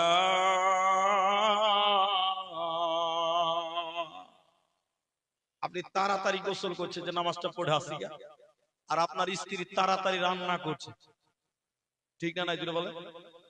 আপনি তাড়াতাড়ি গোসল করছেন নামাজের জন্য, আর আপনার স্ত্রী তাড়াতাড়ি রান্না চাপাচ্ছে। কেন? নামাজের পর আপনাকে খেতে দিতে হবে, নামাজের পরে যদি 10 মিনিট দেরি হয় তখন আনলিমিটেড রিচার্জ হবে নাকি ভাই? আনলিমিটেড রিচার্জ বুঝেন তো? না আপনারা মেয়েদেরকে মারেন তো কম মারেন না, যখন সুযোগ পান পরের বেটিকে একদম গোষ্ঠী শুদ্ধ উদ্ধার করে দেন। এই জন্য মেয়েরা নামাজের টাইমে নামাজ পড়ে না, জোহরের টাইমে তখন রান্না করে ছেলের জন্য, মেয়ের জন্য, স্বামীর জন্য, বাপ মায়ের জন্য। ওরা রান্নাতে ব্যস্ত আর আপনি নামাজ পড়তে যান। কিন্তু মেয়েকেও নামাজ ওই টাইমেই পড়তে হবে, হবে কি হবে না? এটা বলে না কথা, না মন মতন বললেই হবে? তা আপনি মসজিদে যাচ্ছেন আর আপনার স্ত্রীকে কি বলছেন? তাড়াতাড়ি রান্না কর, ভাত খাবো, এসে ভোগ লেগেছে।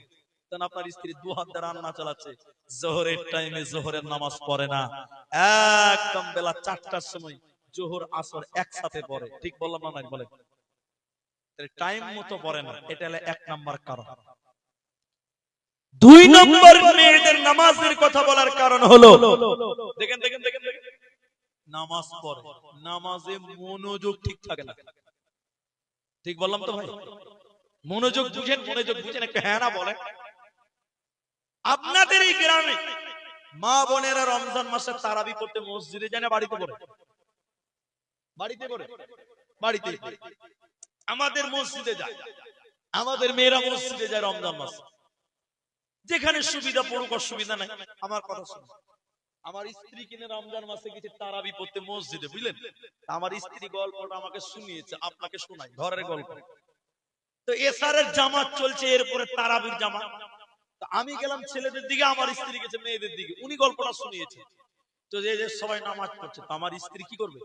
আগে পায়ে পা লাগাবে, তারপরে আল্লাহু আকবার বলবে। ঠিক কি না? হ্যাঁ না বলে? সবাই নামাজ পড়ছে, তো আমার স্ত্রী যে পায়ে পা লাগাচ্ছে বা তাকবীর দিবে, ওই পার্শ্বের মেয়েটা নামাজ পড়ছে, তো পা টেনে নিচ্ছে, পা লাগাবে না। আমার স্ত্রী একবার সহ্য করে নিয়েছে, আবার পা লাগিয়েছে, মেয়েটা আবার পা টেনে নিয়েছে। তাহলে বলেন আমার স্ত্রী এবার রাখবে কি রাখবে না? বক্তার বউ কি কম বক্তা? ও তো রাখবে না, তো রাখবে কে? দুবার হয়েছে, আমার স্ত্রী বড় করে দেখছো, আবার পা লাগিয়েছে আমার স্ত্রী, মেয়েটা পা আবার টেনে নিয়েছে। তখন আমার স্ত্রী বলছে, এই নামাজে পায়ে পা লাগাও। আমার স্ত্রী তো নামাজে দাঁড়ায়নি, ওরা নামাজ পড়ছে।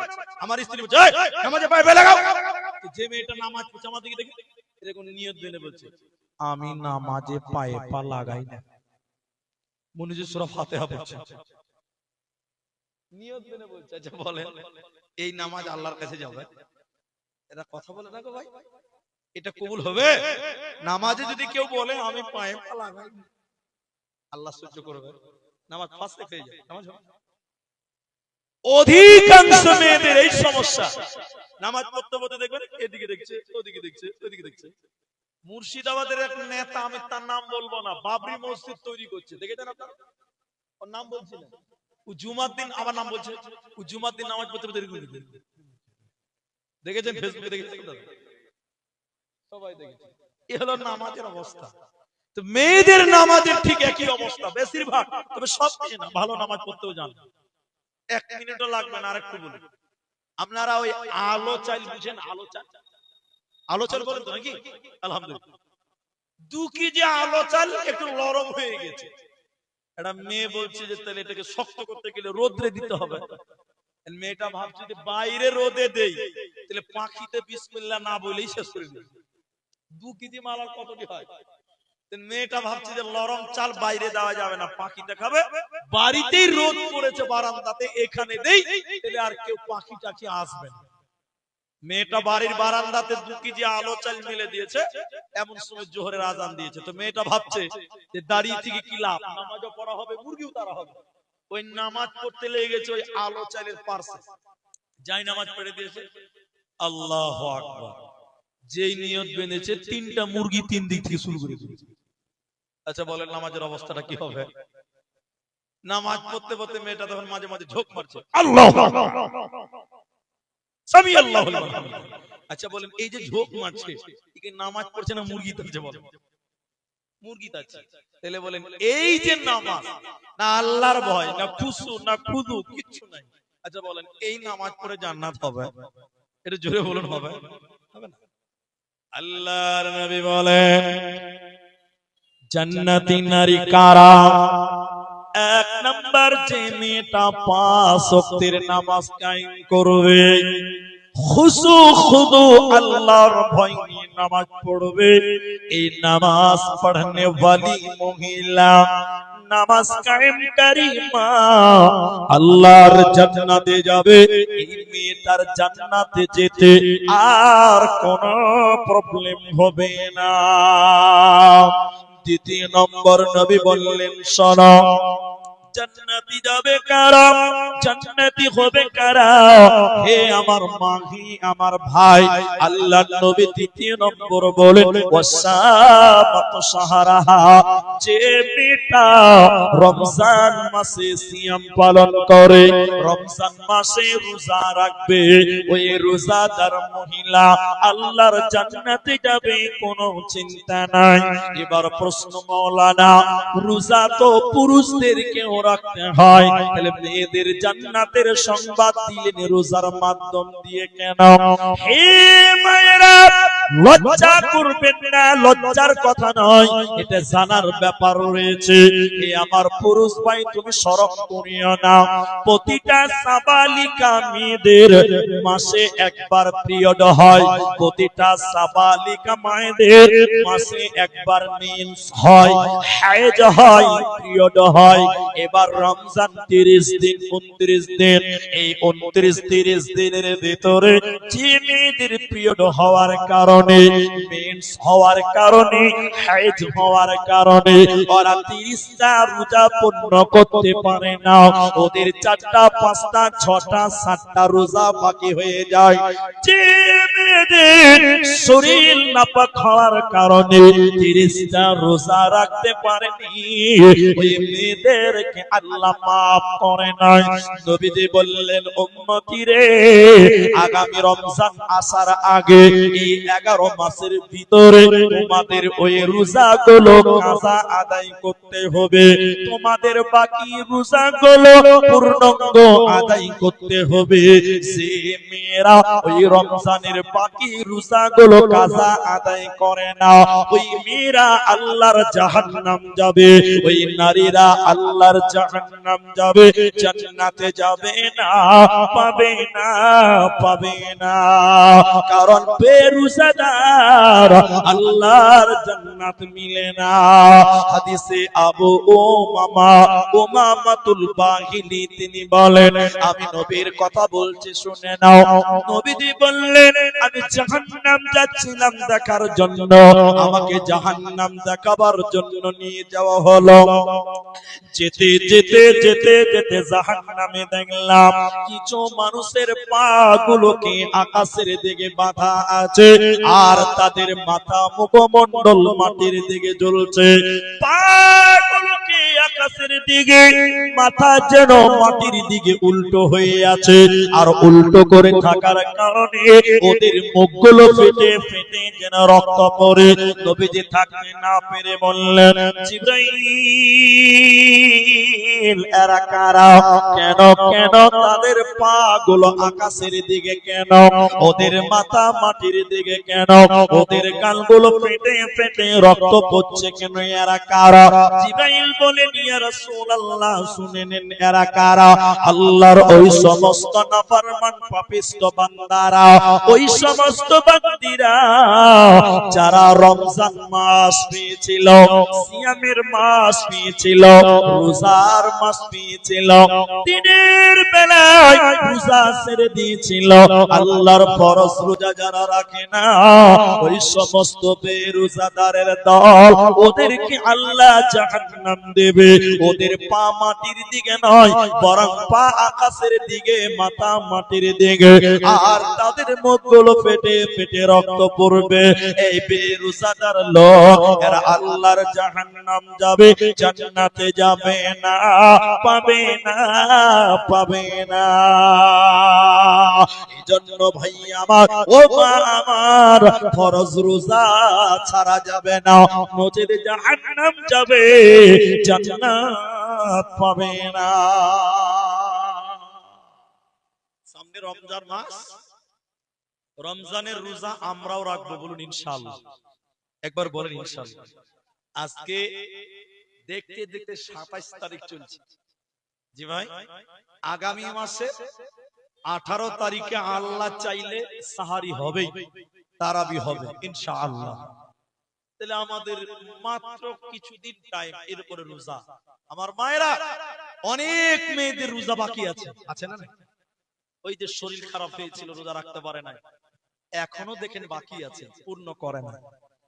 এই কয়েকদিনের ভিতরে 18-20 দিন বাকি আছে আমার মা, তোমাদের এই বাকি রোজাগুলো আদায় করতে হবে, না হলে আল্লাহর জাহান্নাম তৈরি আছে। ওই জাহান্নাম থেকে বাঁচতে গেলে আর আল্লাহর জান্নাতে যেতে গেলে আমার মায়েরা, তোমরা ওই বাকি রোজা, কাজা রোজাগুলো তোমাদের কাজা আদায় করতেই হবে। বলেন, নাহলে আল্লাহর জান্নাত হবে না। তাহলে জান্নাতি মেয়েদের কটা গুণ বলছি? 4টা। তার একটা হলো নামাজ পড়া, দ্বিতীয় হলো রোজা রাখা। এই দুটো কিন্তু আমাদেরকেও, পুরুষদেরকেও নামাজ রোজা করতে হয় নাকি? না আজকের জন্য ছুটি খেলে ওরাই করবে? আমাদেরকেও করতে হবে। নাম্বার 3, এই দুটি গুণ বলার পর আমি আপনাদেরকে, পুরুষদেরকে বলবো একটু ধৈর্য ধরে। 3 নাম্বার, আহসানাতু ফরদহা। হে আমার মা, তোমার শরীরের হেফাজত করো, লজ্জাস্থানের হেফাজত করো। মেয়েদের পুরো শরীরকে লজ্জাস্থান বলা হয়।